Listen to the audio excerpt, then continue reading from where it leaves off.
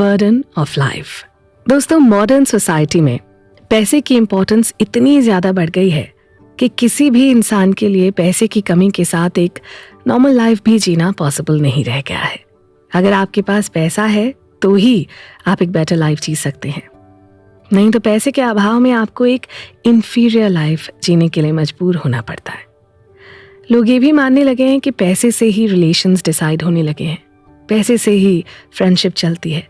अगर पैसा है तो सोसाइटी में आपकी पूछ होगी, अदरवाइज आपको पैसे के बिना अपनी फैमिली में भी इंपॉर्टेंस नहीं मिलेगी। यानी पैसे के अभाव में आपको कदम कदम पर प्रॉब्लम्स फेस करनी पड़ेंगी और आपकी लाइफ आपके लिए एक बर्डन हो जाएगी। दोस्तों, इसके साथ एक सच ये भी है कि पैसे की इम्पोर्टेंस की बात तो सभी करते हैं, लेकिन कोई भी पैसे को सेव करने या सेविंग्स को बढ़ाने का कोई प्रॉपर सोल्यूशन नहीं बताता और ना ही जानता है। बहुत से लोग पैसे को ना डेस्टिनी से जोड़कर देखते हैं और अपनी किस्मत पर छोड़ देते हैं। यानी किस्मत में पैसा होगा तो आएगा, और पूरी लाइफ इंतजार करते रह जाते हैं। ऐसे लोग कभी नहीं सोच पाते हैं कि पैसे का कनेक्शन किस्मत से अगर होता तो लोग पैसा अर्न करने के लिए और सेविंग्स करने के लिए इतने एफर्ट्स ही क्यों करते। बहुत से लोग पैसे कमाते भी हैं, लेकिन उनसे ना सेविंग्स नहीं हो पाती हैं क्योंकि उन्हें सेविंग करने के प्रोसेस के बारे में पता नहीं होता। बहुत से लोग ये भी नहीं जानते और समझते कि मनी से मनी यानी पैसे से पैसा कैसे अर्न किया जाए। बहुत से लोगों के पास पैसे की इतनी कमी होती है कि वो सेविंग्स के बारे में सोचते ही नहीं हैं। बहुत से लोग पैसा कमाने के साथ कर्ज भी बढ़ा लेते हैं क्योंकि उन्हें पैसे को कैसे, कब और कहाँ खर्च करना है इस बारे में कुछ पता नहीं होता है। क्या आप भी ऐसी प्रॉब्लम्स को फेस कर रहे हैं? क्या आपकी सेविंग्स भी नहीं बढ़ पा रही हैं? क्या आपकी लाइफ भी पैसे की कमी से एक बोझ की तरह लग रही है? क्या आपके मन में पैसे को लेकर स्ट्रेस हो रहा है?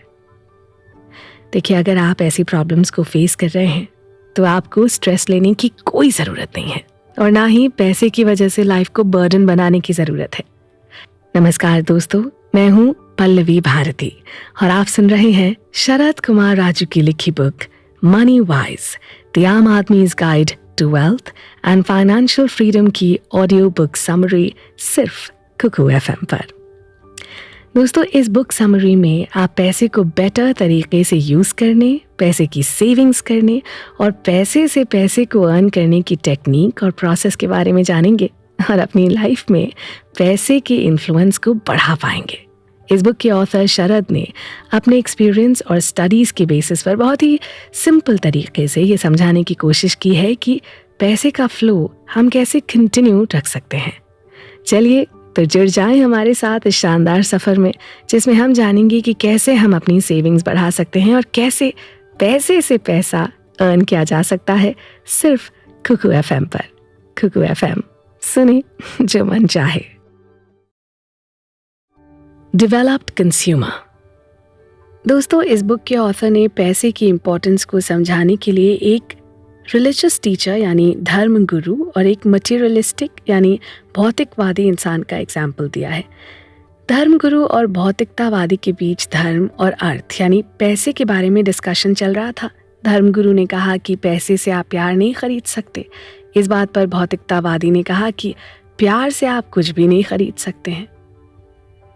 इस कॉन्वर्सेशन से ये क्लियर होता है कि लाइफ में अगर धर्म की इम्पोर्टेंस है तो अर्थ यानी पैसे की भी इम्पोर्टेंस उतनी ही है, बल्कि उससे ज़्यादा है।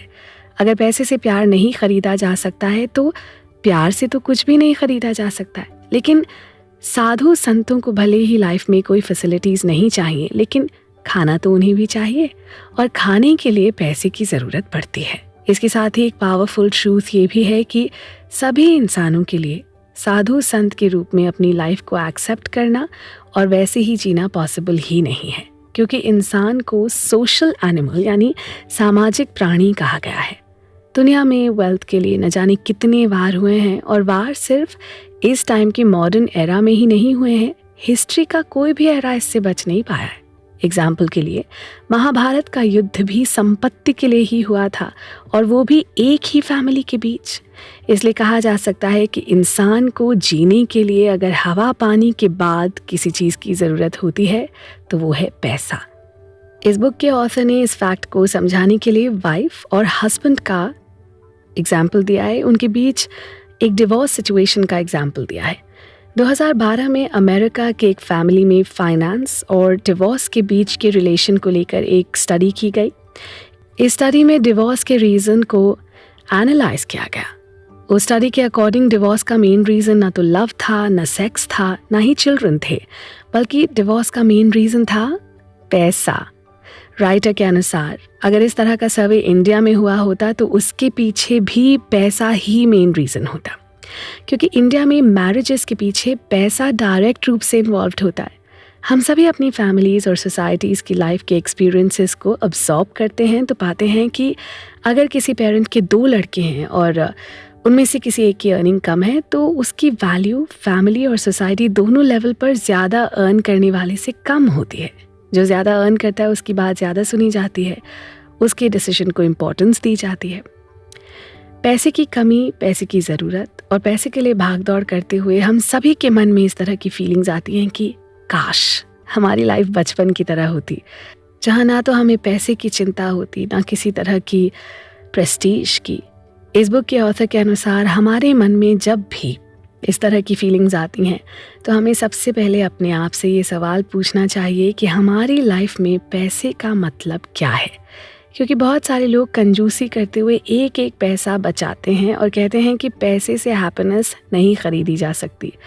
हर एक इंसान एक कॉन्ट्रडिक्शन में जीता है। एग्जाम्पल के लिए हमारे मन में किसी चीज़ के लिए लालच भी होता है और हम किसी चीज़ को सैक्रिफाइस करने के लिए भी तैयार होते हैं। इसी तरह पैसे को लेकर भी हमारे मन में कॉन्ट्रडिक्शन होता है, यानी हम पैसे चाहते भी हैं और इसकी इम्पोर्टेंस को एक्सेप्ट भी नहीं कर पाते।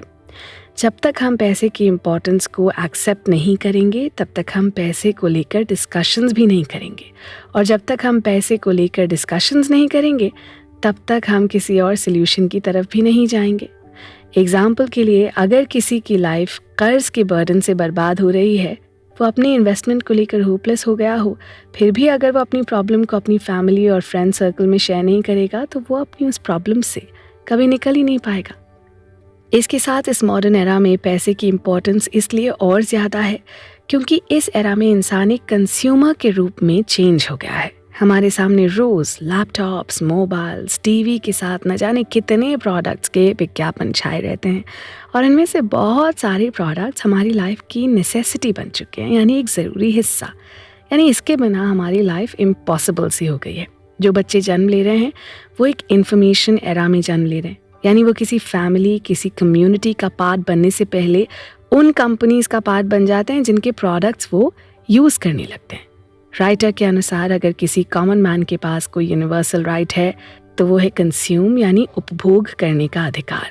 क्योंकि विज्ञापन हमें प्रोडक्ट्स को सिर्फ खरीदने के लिए उकसाते नहीं हैं, बल्कि विज्ञापन हमारे अंदर उस प्रोडक्ट के प्रति हमारी इच्छा को भी बनाए रखते हैं।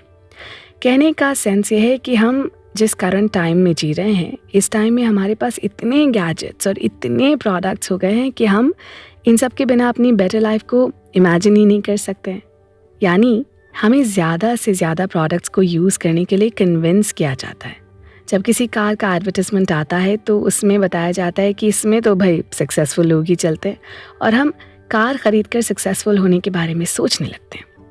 ऐसे में ये ज़रूरी हो जाता है कि हम इतने सारे गैजेट्स और प्रोडक्ट्स में कहाँ, कैसे और कितना इन्वेस्ट करें कि पैसे हमारी लाइफ को हैप्पीनेस से भर दें और हम पैसे का मिसयूज़ ना कर सकें। इसलिए अब हम मिसयूज से रिलेटेड फैक्ट को समझने की कोशिश करेंगे, और चलिए इसके लिए बढ़ते हैं अपने अगले एपिसोड की ओर। आप आ रहे हैं ना? Economical lifestyle. दोस्तों देखिए, जब हम मिसयूज की बात करते हैं तो इससे रिलेटेड 2 टर्म्स और होते हैं, मितव्ययिता यानी फ्रुगैलिटी और सेविंग। मितव्ययी लाइफस्टाइल को हम इकोनॉमिकल लाइफस्टाइल भी कह सकते हैं। जब हम अपने पैसे का मिसयूज़ नहीं करते हैं तो इसका एक सेंस ये भी है कि हम कम खर्च करते हैं, या बहुत सोच समझ के खर्च करते हैं, या खर्च करने को लेकर हम सेंसिटिव हैं। इसके साथ जब हम मिसयूज़ नहीं करते हैं तो हम सेविंग की टेंडेंसी रखते हैं। लेकिन इसका मतलब ये नहीं है कि अगर हम मिसयूज़ नहीं करते हैं तो हम सेविंग करते ही हैं। फिर भी मिसयूज़ ना करने की टेंडेंसी से हम सेविंग की टेंडेंसी को अपना सकते हैं। पैसे की इम्पोर्टेंस को देखते हुए ये भी ज़रूरी नहीं है कि इकोनॉमिकल लाइफस्टाइल को ही सबसे बेस्ट लाइफस्टाइल ही कहा जा सकता है या सभी को इकोनॉमिकल लाइफस्टाइल के साथ ही जीना चाहिए। राइटर के अनुसार इकोनॉमिकल लाइफस्टाइल तब ज़रूरी हो जाती है जब आप एक दिन बिना काम किए अपनी लाइफ जीने के लिए तैयार होते हैं। एग्जाम्पल के लिए, अगर आप एक दिन बिना काम किए अपनी लाइफ जीने के लिए तैयार होते हैं तो आपको इकोनॉमिकल लाइफ जीने के लिए भी तैयार होना चाहिए, यानी आपको सोच समझ के खर्च करना चाहिए। इसके साथ अगर आपका लक्ष्य सेल्फ डिपेंडेंट होने का है तब भी आपको इकोनॉमिकल लाइफस्टाइल को एक्सेप्ट करना चाहिए। लेकिन लोगों के साथ प्रॉब्लम यह है कि इकोनॉमिकल लाइफस्टाइल को वो कंजूसी से जोड़ देते हैं, इसलिए इकोनॉमिकल होने और कंजूस होने में डिफरेंस करना ज़रूरी है। जैसे हम सभी पैसे के प्रति अप्रोच को लेकर कॉन्ट्रडिक्शन रखते हैं, वैसे ही इकोनॉमिकल होने और कंजूस होने को लेकर भी कॉन्ट्रडिक्शंस रखते हैं।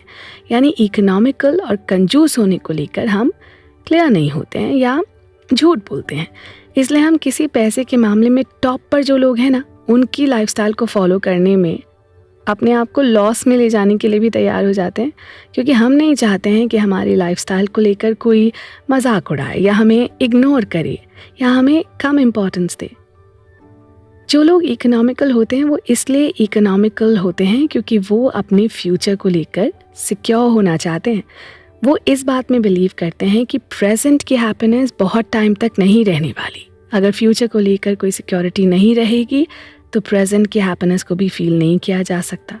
इसके साथ वो लोग भी इकोनॉमिकल होते हैं जिन्होंने टफ टाइम को देखा है। एग्जाम्पल के लिए, जिन लोगों ने वॉर, बाढ़, सूखा, गरीबी, भुखमरी, बीमारियों को झेला है, जिन लोगों ने मंदी, महंगाई और बेरोजगारी को फेस किया हो, वो लोग भी इकोनॉमिकल होते हैं। क्योंकि जब टफ टाइम चलता है तो लोगों के पास खर्च करने के लिए पैसे नहीं होते या कम होते हैं। ऐसे में लोग सोच समझ के खर्च करते हैं। एक तरह से उनमें सेविंग करने की टेंडेंसी डेवलप हो जाती है, और जब टफ टाइम गुजर जाता है तो भी लोगों के पास सेव करने की टेंडेंसी बनी रहती है। लेकिन एक फैक्ट ये भी है कि हम सभी के दिल और दिमाग में ये बात डाली जाती है कि ज़्यादा पैसे से ही ज़्यादा हैप्पीनेस मिलती है। ऐसे में हम ज़्यादा पैसा कमाने और ज़्यादा पैसा कमाने वालों की लाइफस्टाइल को फॉलो करने के बारे में सोचते हैं। लेकिन हर एक चीज़ का ना एक सैचुरेशन पॉइंट होता है, यानी एक पॉइंट पर जाकर ये फीलिंग आती है कि पैसे से हैप्पीनेस को अचीव नहीं किया जा सकता। लेकिन ये फीलिंग और सैचुरेशन पॉइंट सबके लिए डिफरेंट अलग अलग होते हैं। इसलिए पैसा आपके लिए कितना मीनिंगफुल है और हो सकता है ये आपको खुद ही डिसाइड करना होगा। लेकिन सेविंग करना हर एक सिचुएशन में ज़रूरी होता है, क्योंकि हम या आप कोई नहीं जानता कि हमारे साथ क्या प्रॉब्लम होने वाली है। हो सकता है आपके सामने हेल्थ प्रॉब्लम आ जाए, हो सकता है आपकी जॉब छूट जाए। ऐसे में सेविंग्स ही आपकी लाइफ में आपको अपने नए एफर्ट के लिए तैयार कर सकती है ना। इसलिए जब भी आप फाइनेंशियल रूप से सेल्फ डिपेंडेंट होने का लक्ष्य डिसाइड करें तो आपका फर्स्ट स्टेप सेविंग्स का होना चाहिए। लेकिन आपके पास इसके लिए एक सॉलिड रीज़न भी होना चाहिए कि आप ऐसा स्टेप क्यों ले रहे हैं। जैसे ही आप अपने सेविंग स्टेप को एनालाइज करते हैं, वैसे ही आप अपने फाइनेंशियल अप्रोच को लेकर अवेयर भी होते हैं। इससे आपका माइंड पैसे को लेकर क्लियर हो जाता है। आप इस डाउट में नहीं रहते कि हमें किसी की लाइफस्टाइल को फॉलो करना है। आप अपनी लाइफ की नेसेसिटी और फाइनेंशियल कंडीशन को सबसे बेस्ट तरीके से समझते हैं। इसलिए पैसों को लेकर आपका जो अप्रोच है वो आपकी लाइफस्टाइल के अनुसार ही होना चाहिए। जब आप अपनी ज़रूरत, अपनी फाइनेंशियल कंडीशन और अपनी लाइफस्टाइल को लेकर क्लियर हो जाते हैं, तभी आप अपनी लाइफ, अपनी हैप्पीनेस को लेकर बनाए गए असम्पशंस को चैलेंज कर पाते हैं, और यहीं से आपकी लाइफ में ड्रास्टिक चेंजेस स्टार्ट होते हैं। तो चलिए इसी के साथ बढ़ते हैं अपने अगले चैप्टर पर। Barter system. दोस्तों, पैसा इंसान की लाइफ में कैसे काम करता है, इसे जानने के लिए हमें पैसे के फॉर्मेट्स के बारे में जानना होगा। यानी पैसे का जो प्रेजेंट फॉर्मेट करेंसी के रूप में नोट या पेपर मनी है, उसका स्टार्टिंग फॉर्मेट क्या था और किस तरह टाइम के साथ उसका फॉर्मेट चेंज होता गया। इसलिए हम पैसे के स्टार्टिंग फॉर्मेट के बारे में बात करेंगे, तभी हम इसके पर्सपेक्टिव और इम्पोर्टेंस के बारे में बेटर तरीके से समझ पाएंगे। इस बात का कोई प्रूफ तो है नहीं कि इंसान ने पैसे के स्टार्टिंग फॉर्मेट को यूज़ करना कब स्टार्ट किया था, लेकिन ह्यूमन डेवलपमेंट के प्रोसेस को जब स्टडी किया गया तो कुछ फैक्ट्स सामने आए। स्टडीज़ के अकॉर्डिंग जब ह्यूमंस ने ग्रुप्स में रहने के साथ खेती करना स्टार्ट किया तभी से स्टार्ट हुआ बार्टर सिस्टम। बार्टर सिस्टम यानी चीज़ों को एक्सचेंज करना, यानी एक इंसान के पास अगर कोई चीज़ है और उसे किसी दूसरी चीज़ की ज़रूरत हुई तो वो अपनी वो चीज़ देकर दूसरी चीज़ ले सकता है।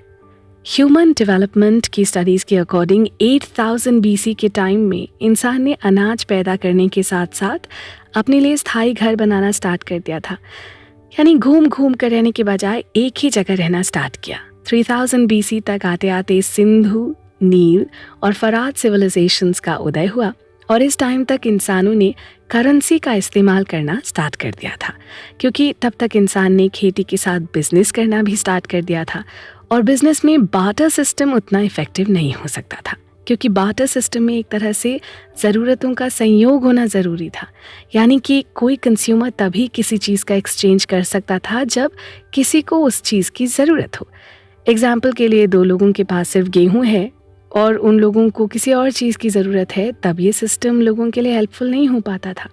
इसलिए इंसानों ने बिजनेस की ज़रूरत को समझा। जब इंसानों ने बिजनेस करना स्टार्ट किया तो बार्टर सिस्टम उसमें हेल्प नहीं कर सकता था। ऐसे में इंसान को करेंसी की ज़रूरत होने लगी। वो कहा जाता है ना कि आवश्यकता ही आविष्कार की जननी है। जब इंसानों को करेंसी की ज़रूरत हुई तो इंसानों ने करेंसी का आविष्कार किया। 600 BC तक आते आते इंसानों के बीच करेंसी का चलन स्टार्ट हो गया था, लेकिन तब करेंसी का प्रेजेंट फॉर्मेट नहीं था। उस टाइम तक इंसानों ने करेंसी के रूप में पंख, सॉल्ट, फिश, समुद्री शंख, कलरफुल स्टोन्स तक को यूज़ कर लिया था। लेकिन कुछ हिस्टोरियंस ये भी मानते हैं कि बिजनेस की स्टार्टिंग में लोग उधार यानी क्रेडिट को यूज़ करते थे। करेंसी की खोज होने तक बिजनेस का अकाउंट क्रेडिट पर यानी उधार पर ही चलता था। थिंकर अरस्तु के अकॉर्डिंग करेंसी के लिए वेल्थ के रूप में किसी भी चीज़ को यूज़ किया जा सकता है, लेकिन इसके लिए ज़रूरी है कि उस चीज़ की प्राइस को लेकर बिजनेस में शामिल लोग सहमत हो जाएं। एग्जाम्पल के लिए लोहार लोहे का काम करता है, इसलिए उसके पास लोहे के औजार यानी इक्विपमेंट मिलेंगे, लेकिन अनाज की उसे ज़रूरत है। कोई फार्मर है तो उसके पास अनाज होगा, लेकिन घर बनाने के लिए या खेत जोतने के लिए चीज़ों की ज़रूरत होगी, जैसे कि हल। ऐसे में एक प्राइस डिसाइड होगा, जैसे कि 5 बाल्टी गेहूं के बदले 1 हल का एक्सचेंज होगा। इससे किसान को हल मिल जाता है और लोहार को अनाज। लेकिन ये सिस्टम तभी तक काम करेगा ना जब इसके प्राइस पर दोनों लोगों की सहमति होगी। यानी अगर किसी को ये फील होगा कि उस चीज़ का प्राइस तो ज़्यादा है तो ये सिस्टम काम नहीं करेगा, और हुआ भी यही। इसलिए करेंसी के रूप में एक फॉर्मेट का इन्वेंशन किया गया, यानी एक ऐसी चीज़ जिस पर सबकी सहमति होगी, सबके लिए समान होगी और उससे कुछ भी एक्सचेंज किया जा सकता था। थिंकर अरस्तु ने करेंसी या पैसे की 4 क्वालिटीज़ के बारे में बताया है। 1, वो करेंसी जो स्टेबल नहीं होती, वो करेंसी के रूप में चल नहीं सकती, यानी जो करेंसी जल्दी घिस जाए, टूट जाए या उसका कलर उड़ जाए तो वो करेंसी के रूप में टिक नहीं सकती। एग्जाम्पल के लिए पंख को करेंसी के रूप में यूज़ किया गया, लेकिन वो टिक नहीं पाया क्योंकि पंख जल्दी टूट सकता है।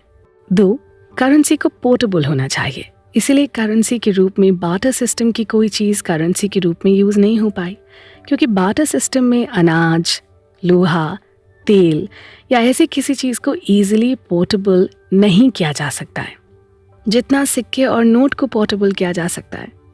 3, करेंसी को डिवाइड होने में भी केपेबल होना चाहिए, जहाँ एक बड़े प्राइस को छोटे से छोटे यूनिट में भी डिवाइड किया जा सके और हर एक यूनिट की प्राइस इक्वली वैल्यू रखती हो। एग्जाम्पल के लिए अगर हमारे पास 100 का एक नोट है और आपके पास भी 100 का एक नोट है तो दोनों का प्राइस इक्वली होता है। लेकिन अगर हमारे पास 1 एकड़ ज़मीन है और आपके पास भी 1 एकड़ ज़मीन है तो उसका प्राइस एक नहीं हो सकता, क्योंकि डिफरेंट जगहों पर ज़मीन का प्राइस डिफरेंट होता है। 4, करेंसी के रूप में अगर हम किसी चीज़ को यूज़ करते हैं, अगर उसका कलेक्शन नहीं किया जा सकता तो वो करेंसी नहीं चल सकती, क्योंकि करेंसी में ये क्वालिटी होनी चाहिए कि करेंसी के बेसिक प्राइस टाइम के बीत जाने के बाद भी बनी रहनी चाहिए। करेंसी की ये 4 क्वालिटीज़ ना तो पंख में थी, ना स्टोन में, ना सॉल्ट में और ना ही बार्टर सिस्टम में यूज़ की गई किसी और चीज़ में।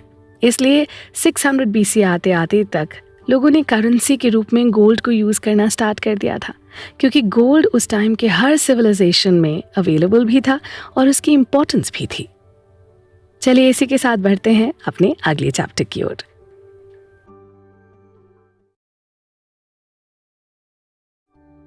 Currency of gold. दोस्तों, आज करेंसी के रूप में गोल्ड को यूज नहीं किया जा सकता, लेकिन गोल्ड की इम्पोर्टेंस ना आज भी उतनी ही बनी हुई है। इस बुक के ऑथर ने गोल्ड की इम्पोर्टेंस के बारे में बताते हुए अपनी फैमिली का एग्जाम्पल दिया है। वो कहते हैं कि मेरी दादी हर चीज़ की कीमत गोल्ड से लगाती हैं। मेरे अंकल ने एक बार मेरे दादाजी से 1 लाख का कर्ज लिया था। दादी ने जब उस कर्ज को मांगना स्टार्ट किया तो अंकल ने कहा कि मैं दे दूंगा। तब दादी ने कहा कि तुम्हें 1 लाख के बदले 6 लाख लौटाना चाहिए, क्योंकि तुमने जब कर्ज लिया था उस टाइम गोल्ड का प्राइस 350 रुपीज़ पर ग्राम था, यानी 350 रुपये प्रति ग्राम था। इस हिसाब से तब का 1 लाख आज के 6 लाख के बराबर है। इस एग्जाम्पल से हम सभी रिलेट कर सकते हैं, क्योंकि इंडियन सोसाइटी में गोल्ड वेल्थ के साथ कल्चर का भी पार्ट है। बिना गोल्ड के तो शादी ही नहीं हो सकती। सोसाइटी के हर एक फैमिली फंक्शन में गोल्ड को लोग गिफ्ट करते हैं। लेकिन ये समझने वाली बात है कि गोल्ड के प्राइस में कभी कोई कमी नहीं होती, वो स्टेबल रहती है। लेकिन करेंसी का वैल्यू डाउन हो जाता है। इसलिए 1 ग्राम गोल्ड का प्राइस और उसके वैल्यू के कंपैरिजन में आज ज़्यादा करेंसी की ज़रूरत होती है। इसके साथ ये भी एक फैक्ट है कि मेन स्ट्रीम का फाइनेंस मॉडल गोल्ड की इम्पोर्टेंस को रिजेक्ट करता रहता है। फिर भी गोल्ड का इम्पोर्टेंस कम नहीं हो पाया। इसलिए 1971 तक पूरे वर्ल्ड में करेंसी के सप्लाई का बेस गोल्ड ही था। कोई भी गवर्नमेंट उसी बेस पर करेंसी छापती थी जितना उसके पास गोल्ड होता था।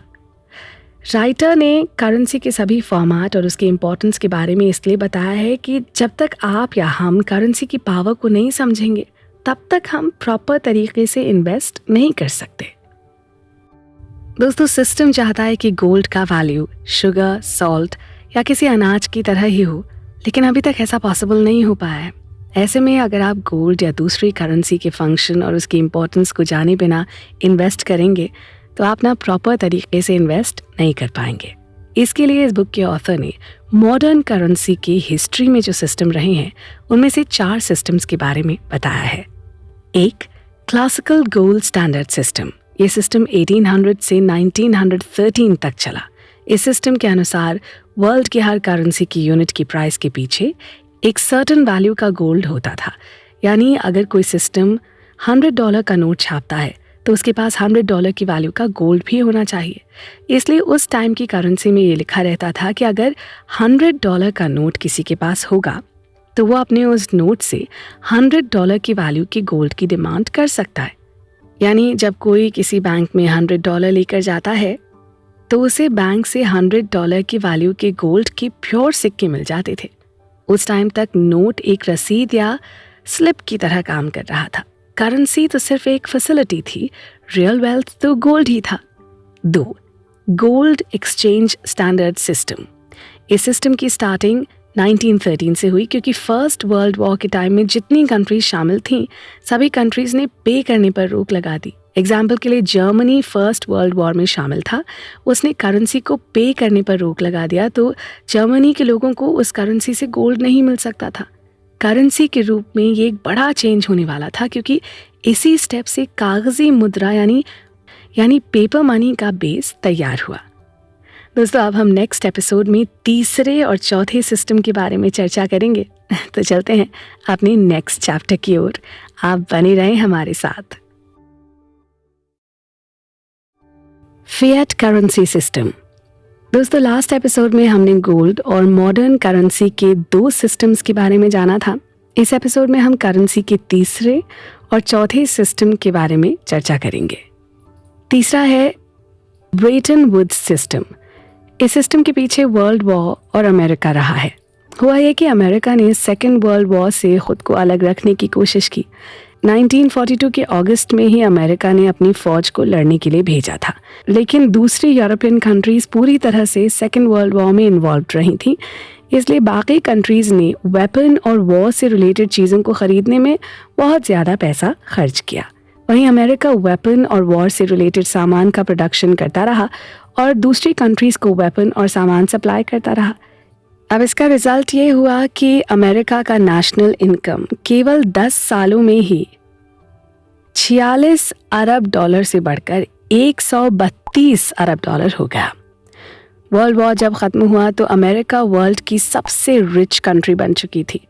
वर्ल्ड का 2/3 गोल्ड अमेरिका के पास पहुंच गया था। इसके साथ ही दूसरी कंट्रीज़ की फाइनेंशियल सिचुएशन ख़राब हो गई थी।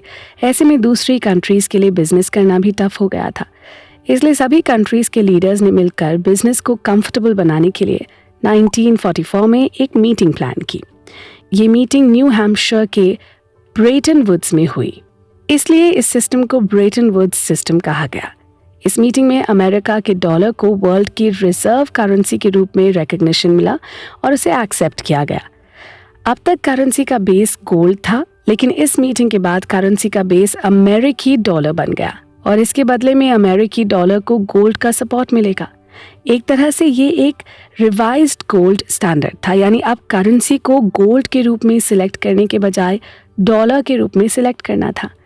इस तरह से इस सिस्टम में गोल्ड डायरेक्ट रूप से इन्वॉल्व ना होकर भी इन्वॉल्व था, लेकिन गोल्ड के बदले डॉलर को सिलेक्ट करना कंफर्टेबल था। 4. Fiat system. Bretton Woods system के अनुसार गोल्ड की प्राइस $35 प्रति आउंस डिसाइड की गई थी। उस टाइम तक फॉरेन करेंसी में अप्स डाउन्स नहीं थे, क्योंकि पूरे वर्ल्ड में करेंसी के एक्सचेंज का रेट डिसाइडेड था और रिजर्व करेंसी के रूप में गोल्ड का एक्सचेंज रेट भी फिक्स था। लेकिन इसके साथ एक प्रॉब्लम ये थी कि $35 को 1 आउंस गोल्ड के बराबर रखा गया था और ये नेचुरल नहीं था। इसके साथ ये भी डिसाइड नहीं किया गया था कि गोल्ड और डॉलर का कितना रेशियो होना चाहिए।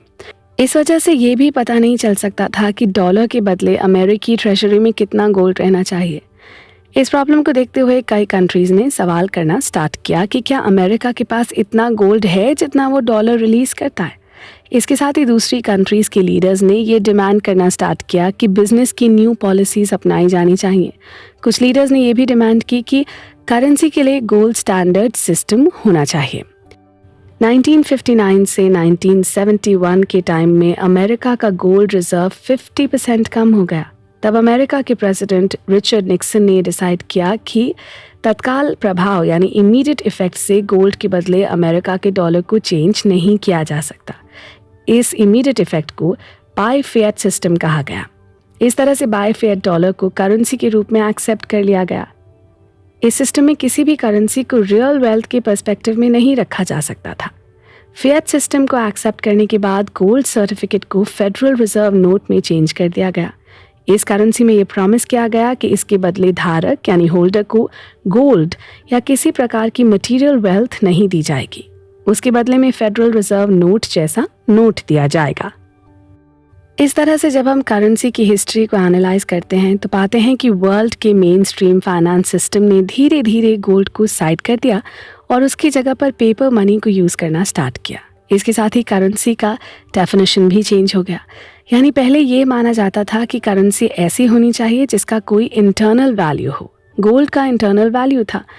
फिर लेकिन फिएट करेंसी में जब पेपर मनी को एक्सेप्ट किया तो उसका कोई इंटरनल वैल्यू नहीं था, क्योंकि अगर 2000 की करेंसी को प्रिंट कराया जाए तो उसकी कॉस्ट ₹2 या ₹5 से ज़्यादा नहीं हो सकती। लेकिन गोल्ड के साथ ऐसा नहीं था। गोल्ड का अपना प्राइस था और उसकी डिमांड पूरे वर्ल्ड में थी। लेकिन इससे पैसे की कैपेसिटी में कुछ भी फ़र्क पड़ने वाला नहीं था, क्योंकि पैसे की अपनी कोई प्राइस नहीं होती। ये तो गुड्स होते हैं जिनकी प्राइस एक हाथ से दूसरे हाथ में ट्रांसफ़र होने पर चेंज हो जाती है। अगर 1 आउंस में जितने प्रोडक्ट्स हम खरीद सकते हैं, अगर उतने ही प्रोडक्ट्स आप 1000 के नोट से ख़रीद सकते हैं तो इससे क्या फ़र्क पड़ सकता है, क्योंकि गवर्नमेंट ये डिसाइड करती है कि पेपर मनी का भी उतना ही वैल्यू है जितना 1 आउंस गोल्ड का है। गवर्नमेंट के पास ये पावर है कि वो जितना चाहे उतना नोट छाप सकती है, लेकिन करेंसी नोट का सिस्टम जितना ज़्यादा बढ़ता है उतनी ही करेंसी की वैल्यू कम होती जाती है। इसलिए फिएट करेंसी या फेडरल करेंसी सिस्टम ने इन्फ्लेशन यानी महंगाई जैसी प्रॉब्लम को क्रिएट किया, और ये प्रॉब्लम तब तक रहेगी जब तक पेपर मनी या फिएट करेंसी सिस्टम का चलन बना रहेगा। Reserve bank system. दोस्तों, इन्फ्लेशन में करेंसी की वैल्यू कम हो जाती है। सिंपल तरीके से समझा जाए तो करेंसी की वैल्यू कम होने का मतलब है कि करेंसी की 1 यूनिट से हम पहले जितना सामान खरीद सकते थे, अब उतने सामान के लिए हमें करेंसी की ज़्यादा यूनिट्स खर्च करनी पड़ेंगी। एग्जाम्पल के लिए एक 100 के नोट से अगर हम 2 किलोग्राम राइस खरीद सकते हैं, तो जब उसकी वैल्यू कम होगी तो हमें 2 किलोग्राम राइस खरीदने के लिए 100 से ज़्यादा करेंसी की यूनिट खर्च करनी पड़ेगी। ऐसा इन्फ्लेशन के टाइम में होता है, लेकिन करेंसी सभी को एक ही तरह से प्रभावित नहीं करती। अमीर लोगों पर इसका पॉजिटिव प्रभाव पड़ता है तो गरीब लोगों पर नेगेटिव। इसलिए इस बुक के ऑथर ने इन्फ्लेशन को एक टैक्स सिस्टम के रूप में एक्सप्लेन किया है और कहा है कि इन्फ्लेशन एक तरह का टैक्स है जो अमीर लोग गरीब लोगों पर लगाते हैं। ये टैक्स सिस्टम इनडायरेक्ट रूप से काम करता है। जो अमीर लोग होते हैं उनके लिए इन्फ्लेशन प्रॉफिटेबल होता है क्योंकि उनके पास पैसा होता है और वो लोग प्रॉपर्टी खरीद लेते हैं और फ्यूचर में प्रॉपर्टी का प्राइस और बढ़ता जाता है, इसलिए उनके पास प्रॉपर्टी की वैल्यू भी बढ़ती जाती है। लेकिन जो डेली वेजेस पर काम करने वाले लोग होते हैं, जिनका फाइनेंशियल कंडीशन पॉवर्टी लाइन से नीचे होता है या जो लोअर मिडिल क्लास या मिडिल क्लास के होते हैं, उनकी लाइफ को इन्फ्लेशन नेगेटिव तरीके से प्रभावित करता है। ऐसे में लोग किसी तरह से अपनी लाइफ चलाने की कोशिश करते हैं। ऐसे लोगों के लिए सबसे बड़ी प्रॉब्लम रोटी, कपड़ा और मकान की होती है और लोग सेविंग्स भी नहीं कर पाते हैं। इसलिए ऐसे लोग प्रॉपर्टी खरीदने के बारे में तो सोच भी नहीं सकते। इन्फ्लेशन से इनकी लाइफ पर बैडली इफेक्ट पड़ता है। करेंसी छापने पर गवर्नमेंट की मोनोपोली यानी एकाधिकार होता है। वो जितना चाहे करेंसी छाप सकती है। इससे अमीर लोगों को प्रॉफिट होता है, यानी जिनके पास पैसा होगा, जिनके पास प्रॉपर्टी होगी, उनके लिए यह हमेशा प्रॉफिटेबल होता रहेगा और जिनके पास पैसे की कमी होगी उन्हें लॉस का सामना करना पड़ेगा। इसलिए अमीर लोग और अमीर होते जाएंगे और गरीब लोग और गरीब होते जाएंगे। लेकिन जब हम मोनोपोली और इन्फ्लेशन के फंक्शंस को समझते हैं तो हम इस बात के लिए अवेयर हो जाते हैं कि इन्फ्लेशन में हमें अपने खर्च को किस तरह मैनेज करना पड़ेगा, यानी हम अपने फाइनेंशियल कंडीशन को किस तरह से मैनेज करें कि हमारा इन्वेस्टमेंट हमारे लिए प्रॉफिट दे सके। हमने ये देखा कि करेंसी वही है, लेकिन इन्फ्लेशन में कुछ लोगों के लिए प्रॉफिट का काम करती है और कुछ लोगों के लिए लॉस का। अब ऐसे में सवाल उठता है कि पैसे को मैनेज कौन करता है। हर एक कंट्री में बैंकिंग सिस्टम और गवर्नमेंट मिलकर पैसे की सप्लाई और डिमांड को कंट्रोल करते हैं। एग्जाम्पल के लिए इंडिया में रिजर्व बैंक बैंकिंग सिस्टम को कंट्रोल करता है। रिजर्व बैंक के 2 इम्पॉर्टेंट काम होते हैं। पहला, करेंसी की वैल्यू की स्टेबिलिटी को मैनेज करना, यानी देश में गुड्स और सर्विसेज के प्राइस को कंट्रोल करना। रिजर्व बैंक का दूसरा इम्पॉर्टेंट काम है कि वो अनएम्प्लॉयमेंट को कंट्रोल करे, यानी रिजर्व बैंक इस बात की भी केयर करता है कि देश में एम्प्लॉयमेंट का माहौल हमेशा ही बेटर बना रहे और ज़्यादा से ज़्यादा लोगों को रोज़गार मिले। रिजर्व बैंक पहले टारगेट को पूरा करने के लिए इंटरेस्ट रेट को यूज़ करता है, यानी जब रिजर्व बैंक इंटरेस्ट रेट को बढ़ाता है तो लोग कम कर्ज लेते हैं। इससे लोगों के खर्च में कमी आती है, यानी लोगों का डिमांड कम होता है। डिमांड कम होने से गुड्स और सर्विसेज का रेट कम हो जाता है। लेकिन जब रिजर्व बैंक इंटरेस्ट रेट को कम कर देता है तो लोग ज़्यादा कर्ज लेते हैं। इससे लोग ज़्यादा खर्च करते हैं। इस वजह से वस्तु और सेवाओं का प्राइस बढ़ जाता है। जब हम कहीं जॉब करते हैं तो वहाँ से हमें पैसा आता है, यानी जो हमारा ओनर या मालिक होता है वो हमें काम के बदले पैसा देता है और हमारे ओनर के पास पैसा उसके ओनर से आता है, यानी हमारा ओनर जिसके लिए काम करता है वो उसे पैसा देता है। इस तरह ये चेन गवर्नमेंट तक पहुँचती है। गवर्नमेंट सबसे बड़ी कंपनी की तरह काम करती है, लेकिन गवर्नमेंट के पास पैसा कहाँ से आता है? गवर्नमेंट के इनकम का मेन सोर्स टैक्स होता है। जैसे कोई कंपनी अपने प्रोडक्ट्स और सर्विसेज से रेवेन्यू कलेक्ट करती है, उसी तरह से गवर्नमेंट का काम भी रेवेन्यू कलेक्ट करना होता है। गवर्नमेंट देश को संभालने के लिए रेवेन्यू कलेक्ट करती है। अपने रेवेन्यू का एक पार्ट वेलफेयर के लिए खर्च करती है तो दूसरा पार्ट बेसिक इंफ्रास्ट्रक्चर की प्रोडक्शन में खर्च करती है, जिससे और रेवेन्यू जनरेट किया जा सके। एग्जाम्पल के लिए गवर्नमेंट किसी सिटी में रेलवे को डेवलप करना चाहती है तो उसके लिए बॉन्ड जारी करती है। जैसे किसी कंपनी के इन्वेस्टर्स किसी कंपनी में अपना इन्वेस्टमेंट करते हैं और उसके बदले में कंपनी उन्हें इंटरेस्ट देती है। इसी तरह से गवर्नमेंट भी बॉन्ड खरीदने वालों को इंटरेस्ट देती है। लेकिन गवर्नमेंट के लिए कर्ज को पे करना तभी पॉसिबल हो सकता है जब वो अपनी प्रोडक्शन से प्रॉफिट अर्न करे, लेकिन ऐसा कम ही होता है क्योंकि गवर्नमेंट का मेन गोल होता है देश की देखभाल करना।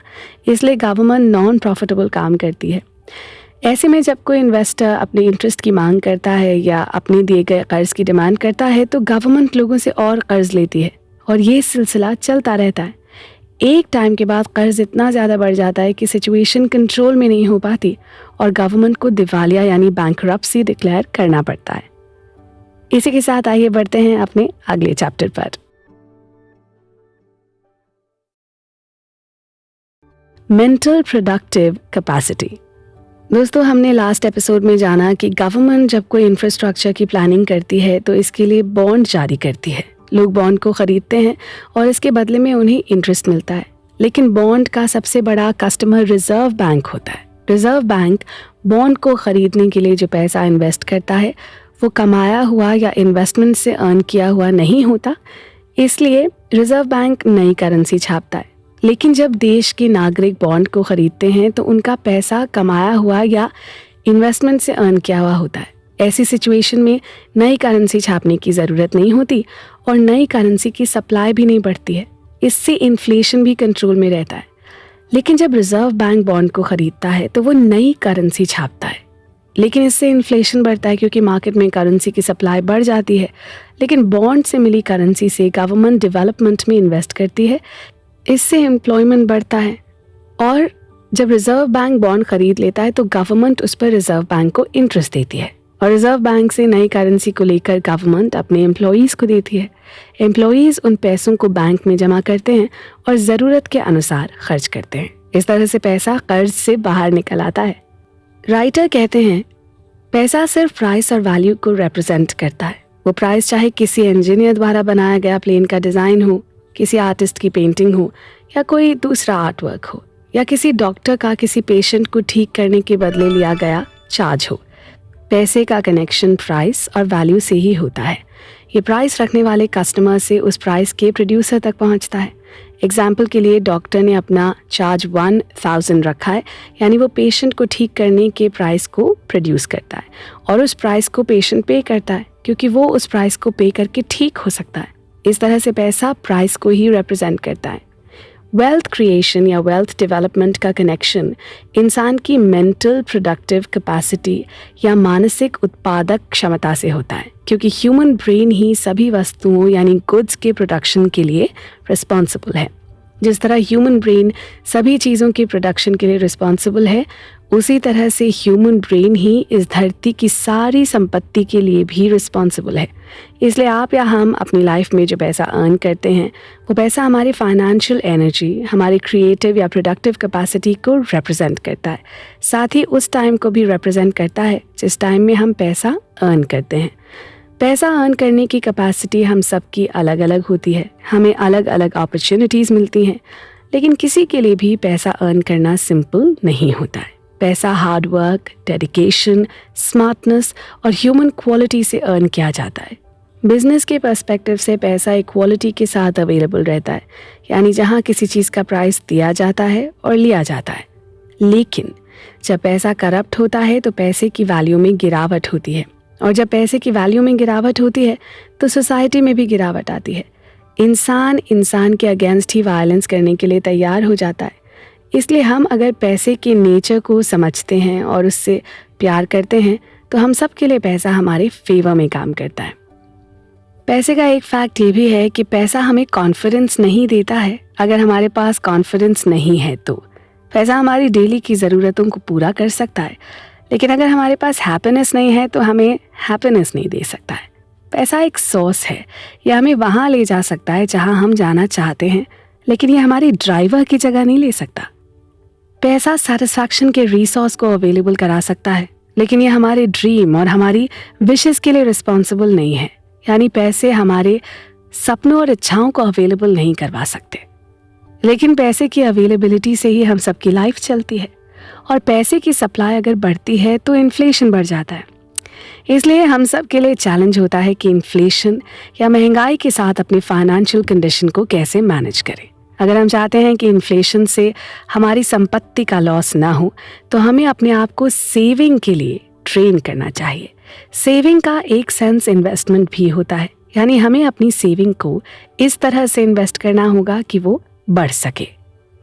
इस बुक के ऑथर के अनुसार कोई भी फाइनेंस से रिलेटेड एडवाइस हमेशा एक ही तरह से काम नहीं करती, इसलिए अपनी नॉलेज को हमेशा बढ़ाते रहना ज़रूरी है। और नॉलेज को बढ़ाने का एक तरीका है कि हम अपने आप को हमेशा ट्रेन करते रहें।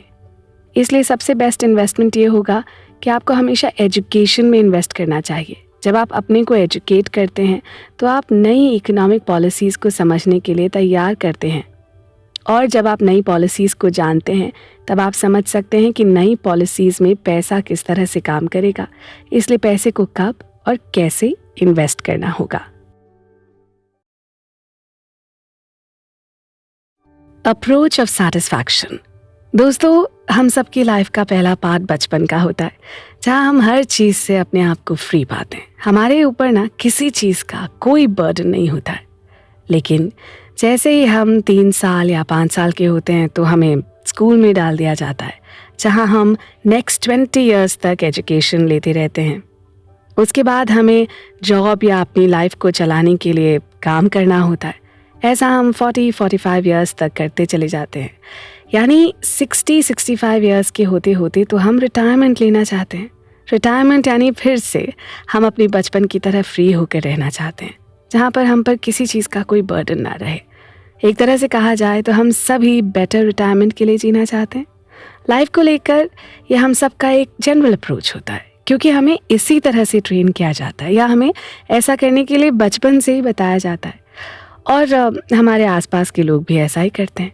लेकिन जब हम अपनी लाइफ को पलट कर देखते हैं ना, अपनी लाइफ का असेसमेंट करते हैं, तो पता चलता है कि हमने जैसा अपनी लाइफ को इमेजिन किया था या जैसे हम अपनी लाइफ चाहते थे वैसी लाइफ तो नहीं है। भले ही हमने सब कुछ टाइम पर किया हो, भले ही हमने 40-45 ईयर्स तक काम करता, भले ही हम 40-45 ईयर्स तक काम करते रहे हों, लेकिन लगता है कि कुछ तो है भाई जो हमारी लाइफ से मिसिंग है। हमें ये भी फील होता है कि हम जो लाइफ जी रहे हैं या जो जी ली है उसे किसी के प्रेशर में हमने जी है।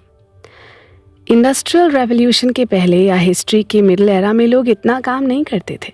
उस टाइम में लोगों की लाइफ ना काफ़ी स्लो थी। काम करने के बाद लोग दोपहर में रेस्ट भी क्या करते थे। कुछ स्टडीज़ के अकॉर्डिंग 13th सेंचुरी में लोग एक साल में 150 दिन ही काम किया करते थे। लेकिन अब हम हार्ड वर्क के मामले में बहुत आगे निकल चुके हैं। अब ये सोचा भी नहीं जा सकता कि हम एक साल में बस 150 दिन ही काम कर सकते हैं। अब तो हर न्यू ईयर में वर्किंग आवर बढ़ता ही जाता है। इससे लोगों के लिए काम करना इतना ज़रूरी हो गया है ना कि मोस्टली लोगों के पास काम के अलावा फैमिली और फ्रेंड्स के लिए टाइम ही नहीं बच पा रहा है। लोग इसे एक्सेप्ट भी कर रहे हैं, यानी अपने काम के साथ लोग खुश हैं क्योंकि काम से लोगों की ज़रूरतें पूरी हो रही हैं। लेकिन इससे रिलेटेड एक और फैक्ट ये है कि लोग काम के प्रेशर की वजह से खुद को लोनली फील करने लगे हैं। फैमिली और फ्रेंड्स को टाइम ना देने की वजह से लोगों में स्ट्रेस और डिप्रेशन की प्रॉब्लम बढ़ने लगी है। इस बुक के ऑथर ने अपने एक फ्रेंड का एग्जाम्पल दिया है। उनका फ्रेंड काम के प्रेशर में इतना इन्वॉल्व रहा कि वो अपनी बेटी के बचपन में ही टाइम नहीं दे सका। इसलिए उसे रिग्रेट फील होता है कि उसने एक इम्पॉर्टेंट टाइम को काम की वजह से गंवा दिया। इस तरह से देखा जाए तो मोस्टली लोगों की पर्सनल लाइफ प्रोफेशनल लाइफ की वजह से बर्बाद हो रही है। लेकिन अगर लोग काम न करें तो पर्सनल लाइफ में और बड़ी प्रॉब्लम्स हो सकती हैं। दोस्तों देखिए, जब आपकी पर्सनल लाइफ प्रोफेशनल लाइफ की वजह से बर्बाद हो रही है या आप पर्सनल और प्रोफेशनल लाइफ को बैलेंस नहीं कर पा रहे हैं, तब आपको अपने प्रोफेशन के बारे में सोचना चाहिए। आप अपने इंटरेस्ट को फॉलो कीजिए, पैसा आपको फॉलो करने लगेगा। एक पुरानी कहावत के अनुसार आप वो काम करें जिसमें आपका इंटरेस्ट हो, तो आपको अपनी लाइफ में फिर काम करने की ज़रूरत ही नहीं रहेगी। हम सभी के पास कोई ना कोई एक काम ऐसा होता है जिसे करना हम पसंद करते हैं और उसे करते हुए हमें सेटिस्फैक्शन और खुशी मिलती है। ये एक आइडियल थॉट है। लेकिन सोसाइटी और इकोनॉमिक सिस्टम्स का ऐसा स्ट्रक्चर होता है कि बहुत कम लोग ही अपने पसंद का काम करने के लिए उसे सिलेक्ट कर पाते हैं।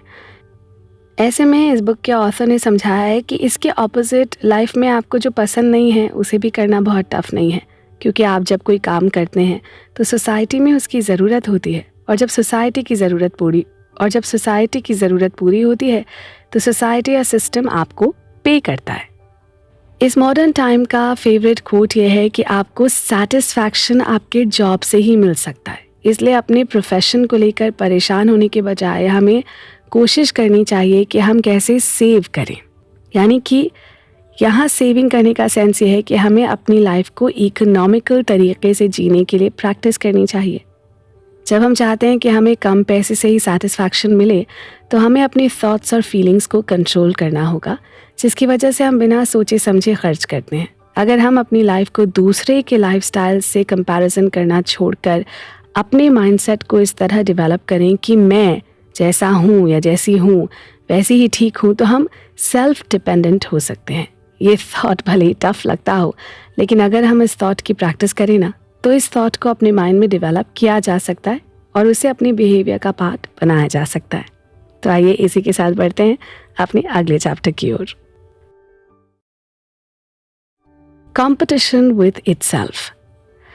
दोस्तों, अगर हम फाइनेंशियल रूप से इंडिपेंडेंट होना चाहते हैं तो हमें अपनी लाइफ के अप्रोचेस को भी चेंज करना होगा। जब तक हम अपनी लाइफ के अप्रोच को चेंज नहीं करेंगे ना, तब तक हम अपनी फाइनेंसेस को मैनेज नहीं कर पाएंगे। जनरली हम सभी को कॉलेज लाइफ से ही या कॉलेज के बाद पास आउट होते ही ये बताया जाता है कि अगर हम आने वाले 40 इयर्स तक हार्डवर्क करते रहेंगे तो उसके बाद के 20 इयर्स तक हम फाइनेंशियल प्रॉब्लम से बच जाएंगे, क्योंकि 40 इयर्स तक काम करने की वजह से हमारा रिटायरमेंट बेटर हो जाएगा। अब राइटर कहते हैं कि इससे डिफरेंट थॉट से भी हम अपनी लाइफ को चला सकते हैं, क्योंकि देखिए ये ज़रूरी नहीं है कि हम 40 इयर्स काम करने के बाद ही अपना रिटायरमेंट प्लान करें। हम ऐसा पहले भी तो कर सकते हैं और अपनी रिटायरमेंट वाली लाइफ को पहले भी एंजॉय कर सकते हैं। इसके लिए हमें ये बिलीव करना होगा कि हम पहले भी ऐसा कर सकते हैं, लेकिन इसके लिए हमें फाइनेंशियली इंडिपेंडेंट होना होगा। अगर हम कम फैसिलिटीज़ और कम ज़रूरत से ही सेटिस्फैक्शन को फील कर सकते हैं, तो फाइनेंशियली इंडिपेंडेंट होने के लिए हम इकोनॉमिकल अप्रोच को अपना सकते हैं। लेकिन इकोनॉमिकल अप्रोच अपनाने के लिए हमें अपनी लाइफ में सक्सेस की डेफिनेशन को चेंज करना होगा या उसे फिर से डिफ़ाइन करना होगा, क्योंकि हम सक्सेस के उस डेफिनेशन को अपना रहे होते हैं जो हमें बताया गया है। हमारी सोसाइटी मनी और फेम को ही सक्सेस मानती है, लेकिन अगर हम अपनी लाइफ को, अपनी फाइनेंस को अपने तरीके से मैनेज करना चाहते हैं तो हमारे लिए सक्सेस का डेफिनेशन भी हमारा अपना होना चाहिए। इसलिए हमें ये डिसाइड करना होगा कि सोसाइटी तो सक्सेस के रूप में मनी और फेम को देखती है और मानती है, हम सक्सेस को क्या मानते हैं। एग्जाम्पल के लिए हमारे लिए हमारी फैमिली की हैप्पीनेस ही सक्सेस हो सकती है, या अपने बच्चों को एजुकेशन देना और उन्हें इंडिपेंडेंट बनाना ही हमारे लिए सक्सेस हो सकती है। जनरली लोग ये कहते हैं कि अभी मुझे अपना करियर बूस्ट करना है, बाद में मैं अपनी हॉबी को पूरा करूँगा, लेकिन इसके लिए कभी टाइम आता ही नहीं। अगर आप अपनी हॉबी को पूरा करना चाहते हैं तो इसके लिए ज़रूरी है कि आप अपने लक्ष्य और हॉबी को लिख लीजिए और उसकी प्लानिंग कीजिए। जैसे आप अपने करियर और काम के लिए टाइम निकालते हैं, वैसे ही अपने शौक़ के लिए भी टाइम निकालें।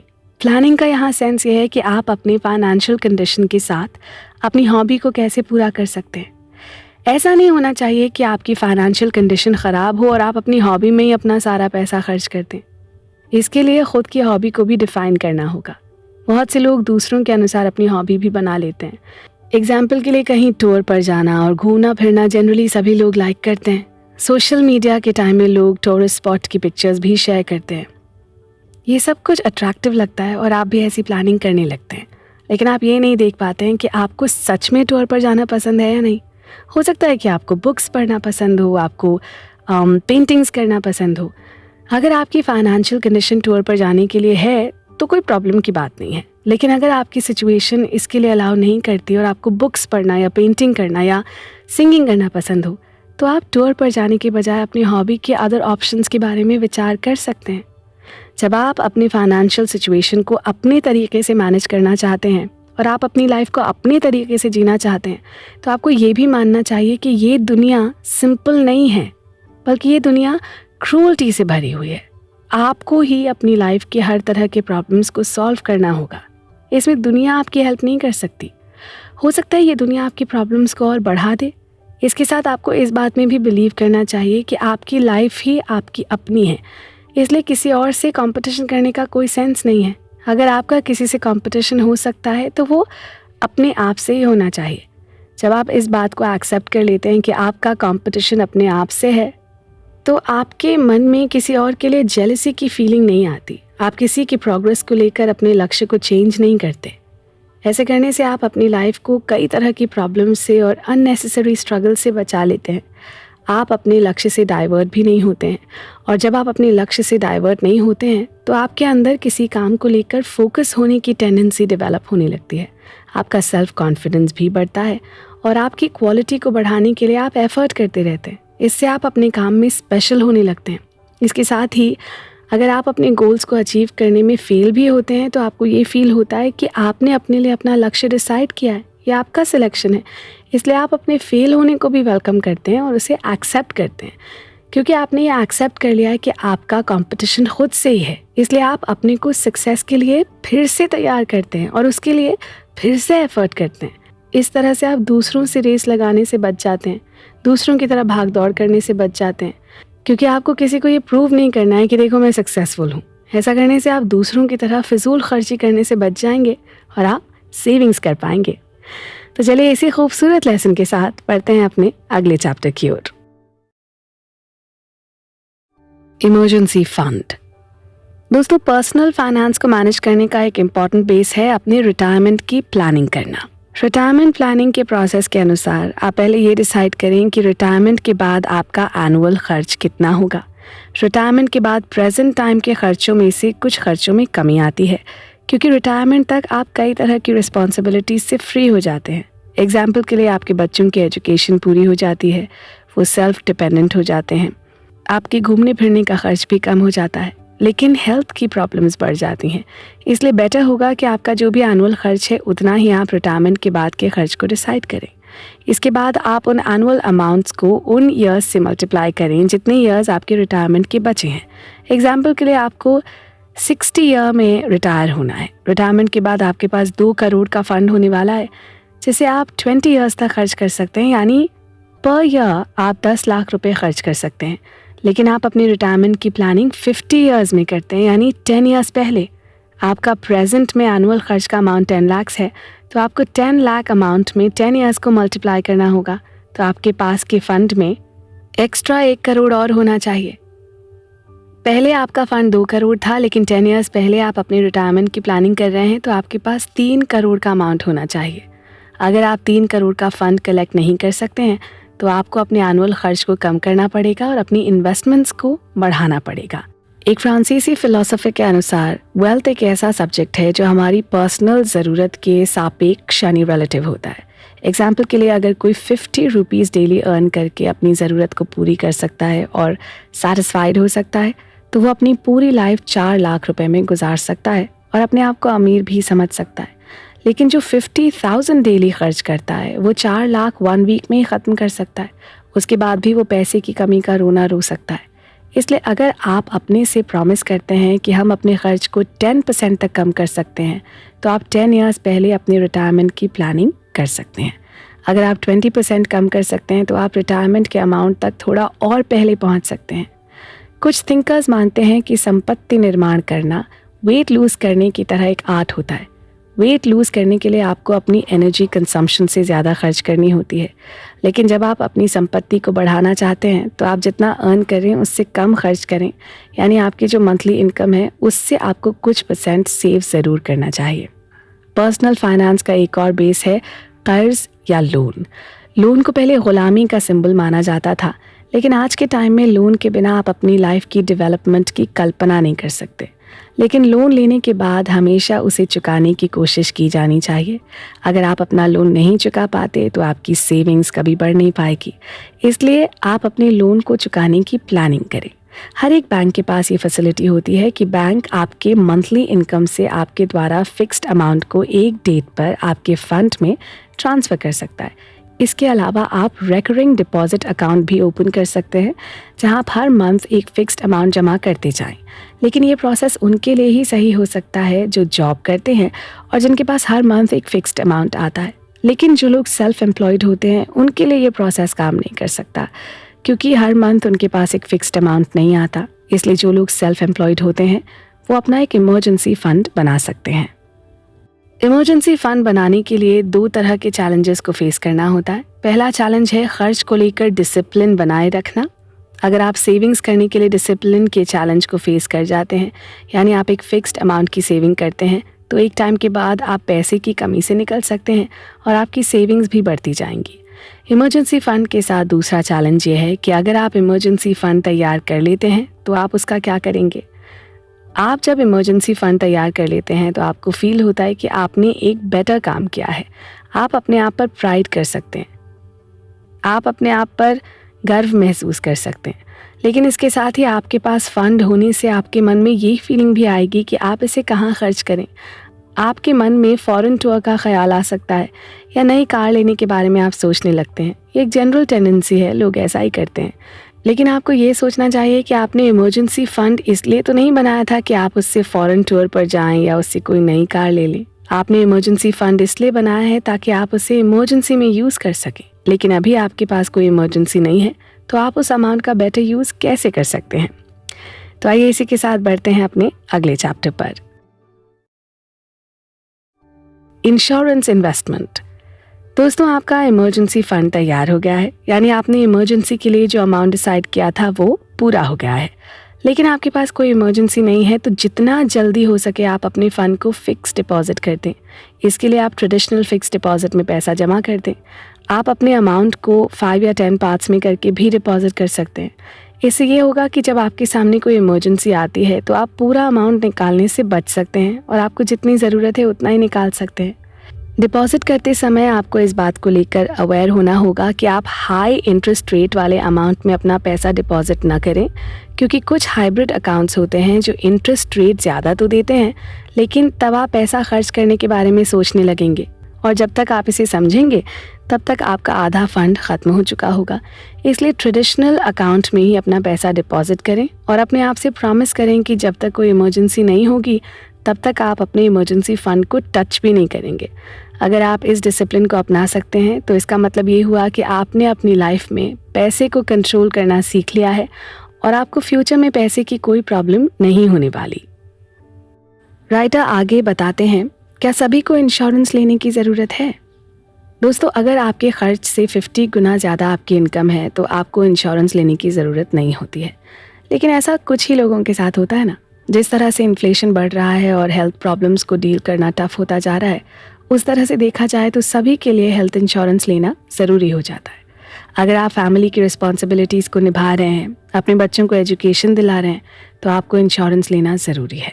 हमें ये मान कर चलना चाहिए कि हम सब की लाइफ में एक पार्ट बैड लक का होता है और इसको हमें कभी ना कभी फेस करना ही होता है।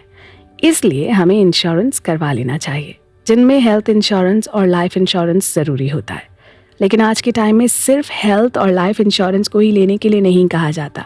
इसके अलावा car insurance, home insurance, jewellery insurance, यानी हर चीज़ का इंश्योरेंस होता है। ऐसे में अगर किसी की इनकम मिडिल क्लास की तरह होगी तो वो इतने सारे इंश्योरेंस नहीं करवा सकता। अगर सभी चीज़ों का इंश्योरेंस कराने लगे तो उसकी सारी सेविंग्स तो इंश्योरेंस में ही चली जाएगी। ऐसे लोगों के लिए राइटर कहते हैं कि हेल्थ और लाइफ इंश्योरेंस के साथ ज्वेलरी इंश्योरेंस को ले लेना चाहिए। बहुत सारी कंपनीज इंश्योरेंस को इन्वेस्टमेंट की तरह लेती हैं और डबल प्रॉफिट देने का प्रॉमिस करती हैं और लोग इसके लालच में आकर ज़्यादा से ज़्यादा प्रीमियम डिपॉजिट करते हैं। इससे लोगों की सेविंग्स बिल्कुल नहीं बचती और प्रीमियम डिपॉजिट करने का बर्डन उन पर हमेशा बना रहता है। इसलिए आप हमेशा इस बात को लेकर अवेयर रहें कि आप इंश्योरेंस इसलिए ले रहे हैं जिससे कि आपको इमरजेंसी में हेल्प मिल सके, क्योंकि जो इंश्योरेंस सिक्योरिटी के लिए होता है उसकी फ़ीस कम होती है, यानी उसके लिए कम प्रीमियम डिपॉजिट करना पड़ता है। हालांकि इसमें रिटर्न नहीं मिलता, लेकिन हमें ये मानकर चलना चाहिए कि हम सिक्योरिटी की इंश्योरेंस को इसलिए ले रहे हैं ताकि हम मेंटली फ्री रह सकें। नहीं तो हम इस बात को लेकर हमेशा परेशान रहेंगे कि फ्यूचर में हमारे साथ हेल्थ इशू हुआ तो हम क्या करेंगे, कोई एक्सीडेंट हुआ तो हम क्या करेंगे। इससे हम हमेशा स्ट्रेस में रहेंगे और हमारे काम पर बैड इफ़ेक्ट पड़ सकता है। इससे हम अपनी लाइफ को एंजॉय नहीं कर पाएंगे। इंश्योरेंस एजेंट्स हमें हमेशा बड़े प्लान वाले इंश्योरेंस लेने के लिए बोलते हैं, क्योंकि बड़े प्लान के साथ उन्हें ज़्यादा कमीशन भी मिलती है और उनकी कंपनी का इनकम भी बढ़ता है। लेकिन आपका काम जब जनरल इंश्योरेंस से चल सकता है तो बड़े प्लान लेने की कोई ज़रूरत नहीं है।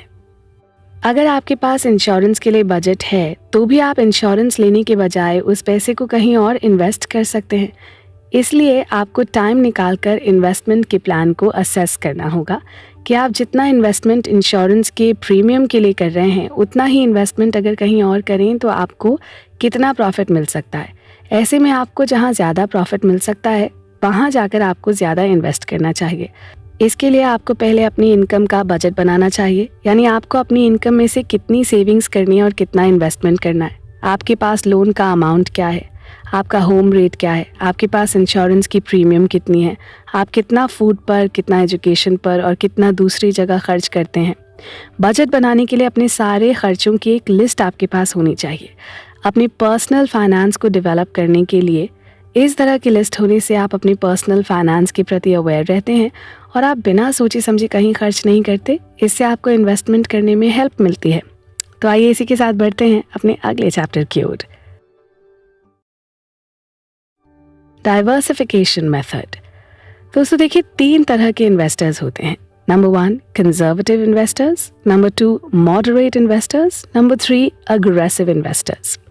कंजर्वेटिव इन्वेस्टर्स जनरली अपनी इनकम को लेकर कोई रिस्क नहीं लेना चाहते, यानी कि इस तरह के इन्वेस्टर्स थोड़े प्रॉफिट से ही सेटिस्फाइड होते हैं, लेकिन जिस इन्वेस्टमेंट में इन्हें लगता है कि ज़रा सा भी रिस्क है उसमें ये इन्वेस्ट नहीं करते। मॉडरेट इन्वेस्टर्स वो होते हैं जो हाई प्रॉफिट के लिए थोड़ा सा रिस्क उठाने के लिए तैयार होते हैं, लेकिन जो अग्रेसिव इन्वेस्टर्स होते हैं उनके लिए रिस्क का कोई सेंस नहीं होता। ऐसे इन्वेस्टर्स सेफ इन्वेस्टमेंट में बिलीव नहीं करते, क्योंकि ये मानते हैं कि no risk no gain. Aggressive investor के लिए प्रॉफिट की पॉसिबिलिटी जहाँ भी दिखती है वहाँ वो इन्वेस्ट करते हैं। राइटर कहते हैं कि इन 3 तरह के इन्वेस्टर्स के इन्वेस्टमेंट्स में किसी को गलत नहीं कहा जा सकता।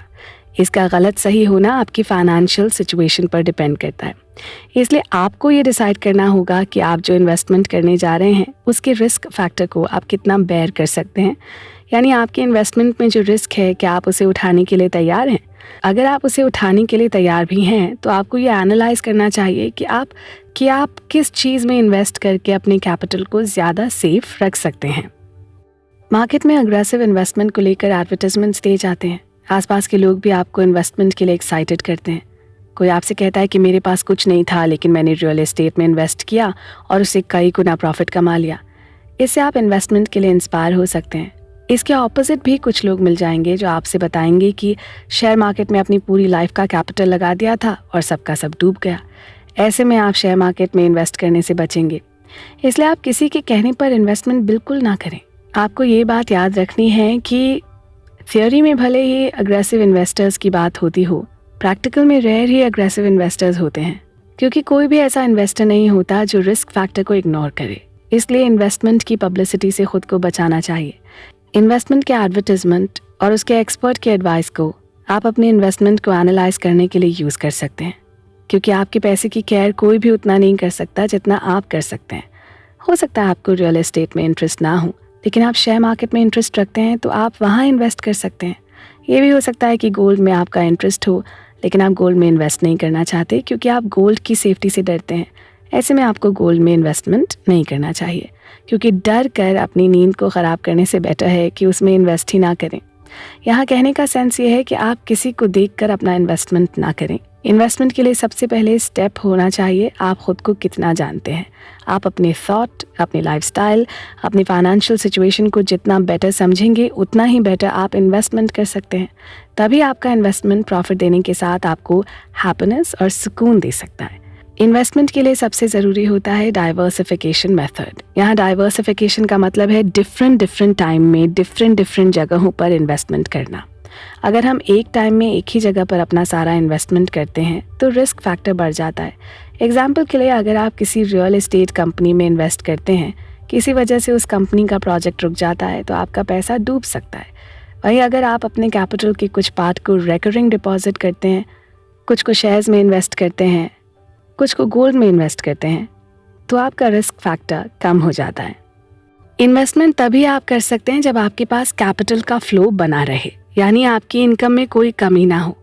इसके लिए आपको अपनी इनकम में भी डाइवर्सिफिकेशन के मेथड को अपनाना चाहिए, यानी आपके इनकम के सोर्स भी डिफरेंट होने चाहिए, क्योंकि आपकी इनकम का सोर्स अगर एक हो और वो सोर्स किसी वजह से बंद हो जाए तो आप प्रॉब्लम में आ सकते हैं। इस बुक के ऑथर ने इस फैक्ट को समझाने के लिए अपना एग्जाम्पल दिया है। इस बुक के ऑथर शरद एक सॉफ्टवेयर की एक बड़ी कंपनी में जॉब करते थे, लेकिन साथ में स्टोरीज भी लिखते थे। इससे उनको कुछ एक्स्ट्रा इनकम हो जाती थी। जब शरद की राइटिंग को रिस्पांस मिला तो एक राइटर के रूप में उनकी पहचान बन गई। तब उन्होंने अपनी जॉब को छोड़ दिया, लेकिन अपनी इनकम के सोर्स को बढ़ाने के लिए उन्होंने और जगहों पर इन्वेस्ट किया। अगर आप इनकम के सोर्सेज को बढ़ाना चाहते हैं तो आपको अपने आप पर टाइम देना होगा कि आप अपनी जॉब के साथ क्या कर सकते हैं, या अगर आप जॉब छोड़ना चाहते हैं तो आप और क्या कर सकते हैं। तो चलिए इसी के साथ बढ़ते हैं अपने अगले चैप्टर की ओर।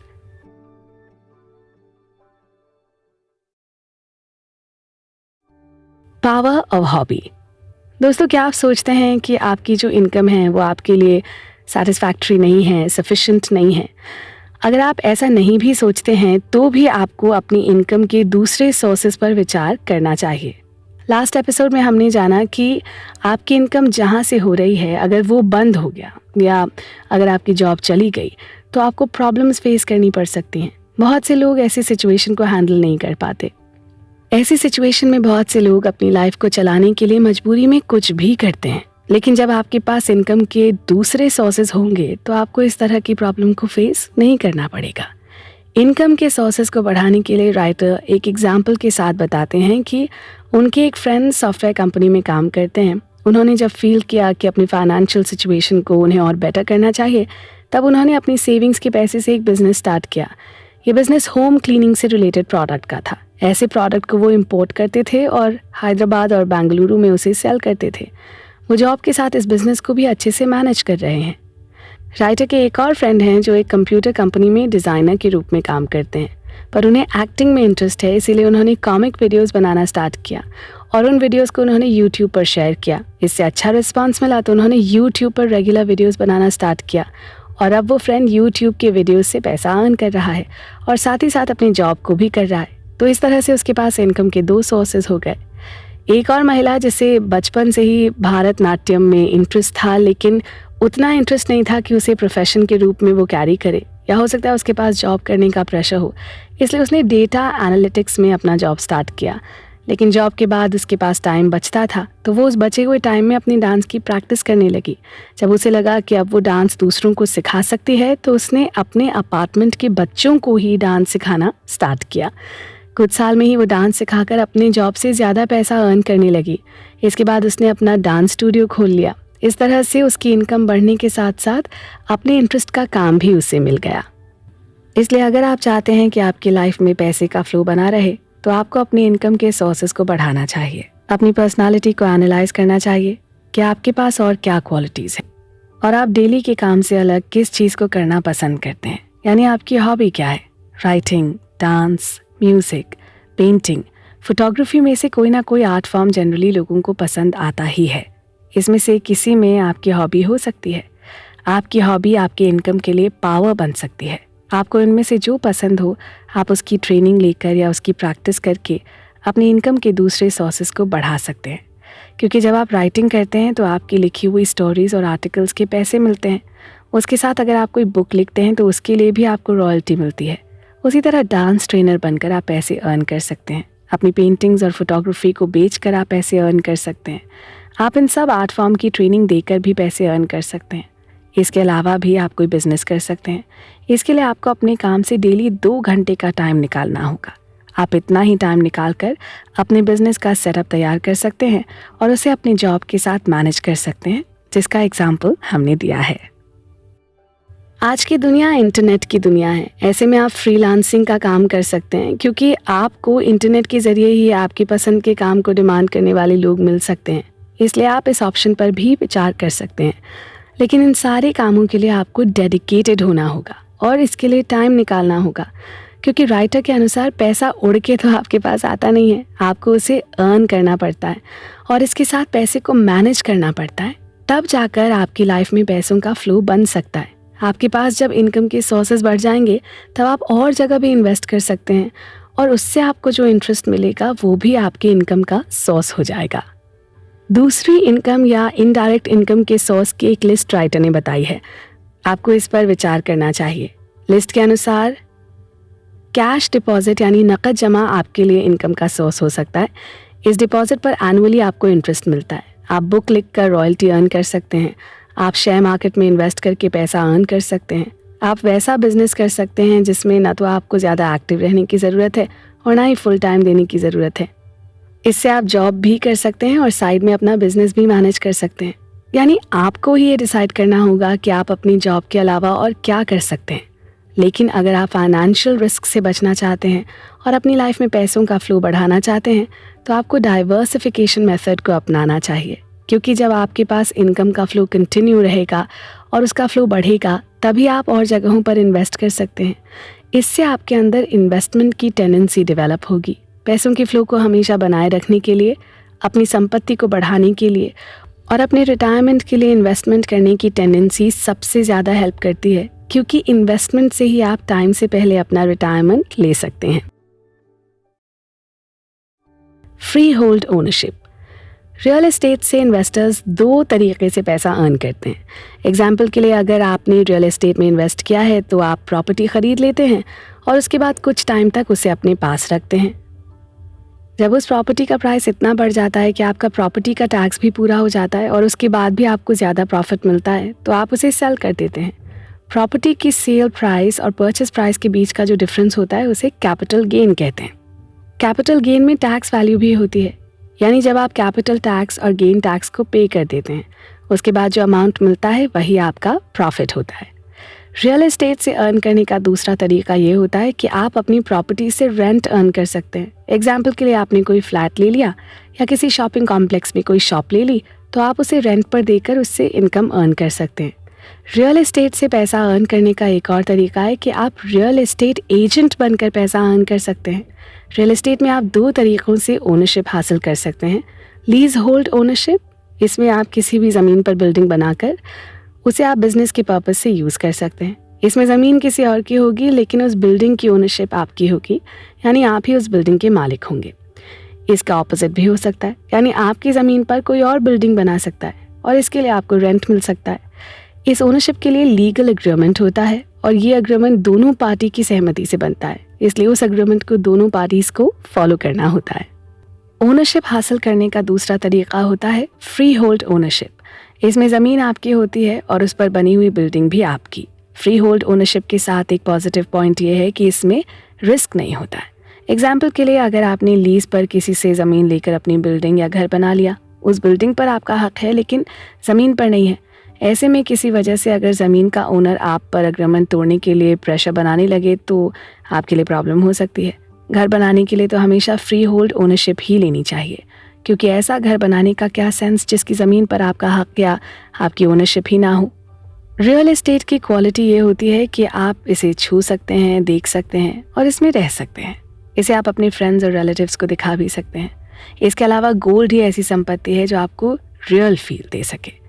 प्रॉपर्टी रियल या अचल संपत्ति होती है जिसे कोई चुरा नहीं सकता, आप इसे कहीं ले नहीं जा सकते। इस वजह से ये आपके लिए प्रॉफिटेबल भी हो सकती है, पर आपको प्रॉब्लम में भी डाल सकती है, क्योंकि इसकी केयर करने के लिए आपको इसके पास रहना होगा या किसी को इसका केयर टेकर बनाना होगा, तभी इस संपत्ति की सेफ्टी की जा सकती है। इसकी एक बड़ी क्वालिटी ये है कि इसका प्राइस कभी ज़ीरो नहीं हो सकता। आपकी कंट्री या वर्ल्ड का इकोनॉमिक कंडीशन कुछ भी हो, इन्फ्लेशन का रेट कुछ भी हो, इसकी प्राइस वैल्यू ज़ीरो नहीं हो सकती। आज के टाइम में तो इसका प्राइस वैल्यू हमेशा बढ़ता ही रहता है। रियल एस्टेट प्रॉपर्टी के साथ कुछ प्रॉब्लम्स भी हैं। इसका मार्केट लोकल होता है, यानी एक जगह की प्रॉपर्टी का रेट दूसरी जगह पर डिफरेंट होता है। इससे प्रॉपर्टी के प्राइस का एनालिसिस करना टफ होता है, इसलिए एक ही सामान की प्रॉपर्टीज डिफरेंट प्राइस पर सेल होती हैं। रियल एस्टेट प्रॉपर्टी के साथ लिक्विडिटी यानी तरलता का अभाव होता है, यानी ऐसी प्रॉपर्टी ईजिली ना तो खरीदी जा सकती हैं और ना ही बेची जा सकती हैं। इसके साथ रियल एस्टेट की प्रॉपर्टी को केयर करने में भी पैसा खर्च होता है। आपने अगर बिल्डिंग बनाई है तो उसके मेंटेनेंस का कॉस्ट भी आपको ही पे करना पड़ता है। अगर आपने अपनी प्रॉपर्टी को रेंट पर दिया है तो आपको किराएदारों को भी मैनेज करना पड़ता है। रियल एस्टेट प्रॉपर्टी को ख़रीदने में आपको बहुत पैसा इन्वेस्ट करना पड़ता है। आप अगर मिडिल क्लास के हैं तो आपकी पूरी सेविंग भी कम पड़ जाएगी। ऐसे में बैंक से आपको लोन लेना पड़ सकता है और बैंक चाहता है कि वो लोन ज़्यादा से ज़्यादा दे, क्योंकि लोन बैंक के इनकम के इम्पॉर्टेंट सोर्सेज हैं। आपने अगर लोन ले लिया और आपकी इनकम उतनी नहीं है कि आप लोन टाइम पर पे कर पाएँ, तो आपको उसका इंटरेस्ट भी देना पड़ेगा। इसलिए आप अपनी फाइनेंशियल सिचुएशन को अच्छे से असेस कर लें और उसके बाद ही कोई स्टेप लें। और जब आप लोन ले लेते हैं तो उसका EMI इस तरह से डिवाइड करें कि आप उसे टाइम पर पे कर पाएँ। इसलिए अगर आप रियल एस्टेट में इन्वेस्ट करना चाहते हैं तो आपको इन बातों पर ध्यान देकर ही इन्वेस्टमेंट करना चाहिए। तो आइए इसी के साथ बढ़ते हैं अपने अगले चैप्टर की ओर। Shining of gold. दोस्तों, हमने स्टार्टिंग के ही चैप्टर्स में गोल्ड की इम्पोर्टेंस को बताया था। प्राचीन काल से गोल्ड करेंसी और वेल्थ के रूप में काम करता रहा है। जब पेपर करेंसी की शुरुआत हुई तब भी गोल्ड को ही करेंसी का बेस बनाया गया, और आज जब पेपर करेंसी के लिए गोल्ड को बेस बनाना ज़रूरी नहीं रह गया है, तब भी गोल्ड की इम्पोर्टेंस बनी हुई है, क्योंकि ये पेपर करेंसी की तरह नहीं होता जिसका वैल्यू इन्फ्लेशन और वर्ल्ड की इकोनॉमिक्स और पॉलिटिकल कंडीशंस की वजह से डाउन हो जाए। गोल्ड का प्राइस बढ़ता है तो लोगों को लगता है कि गोल्ड का प्राइस चेंज होता रहता है, लेकिन एक्चुअल में करेंसी की वैल्यू डाउन होती है, इसलिए गोल्ड का प्राइस बढ़ता हुआ लगता है। गोल्ड स्टेबल होता है तो इसे बिना चेंज के जब तक चाहें आप तब तक अपने पास रख सकते हैं। ये पोर्टेबल भी होता है, इसे आप अपने पॉकेट में रखकर कहीं भी ले जा सकते हैं। इसके साथ इसे डिवाइड भी किया जा सकता है, यानी आप इसे कॉइन में चेंज कर सकते हैं और एक ही प्राइस के कई तरह के कॉइन्स तैयार कर सकते हैं। गोल्ड की अपनी वैल्यू होती है क्योंकि गोल्ड में एक्स्ट्रॉर्डिनरी क्वालिटी होती है। इसे ज्वेलरी के रूप में यूज किया जाता है और इसे हासिल करना इजी नहीं होता।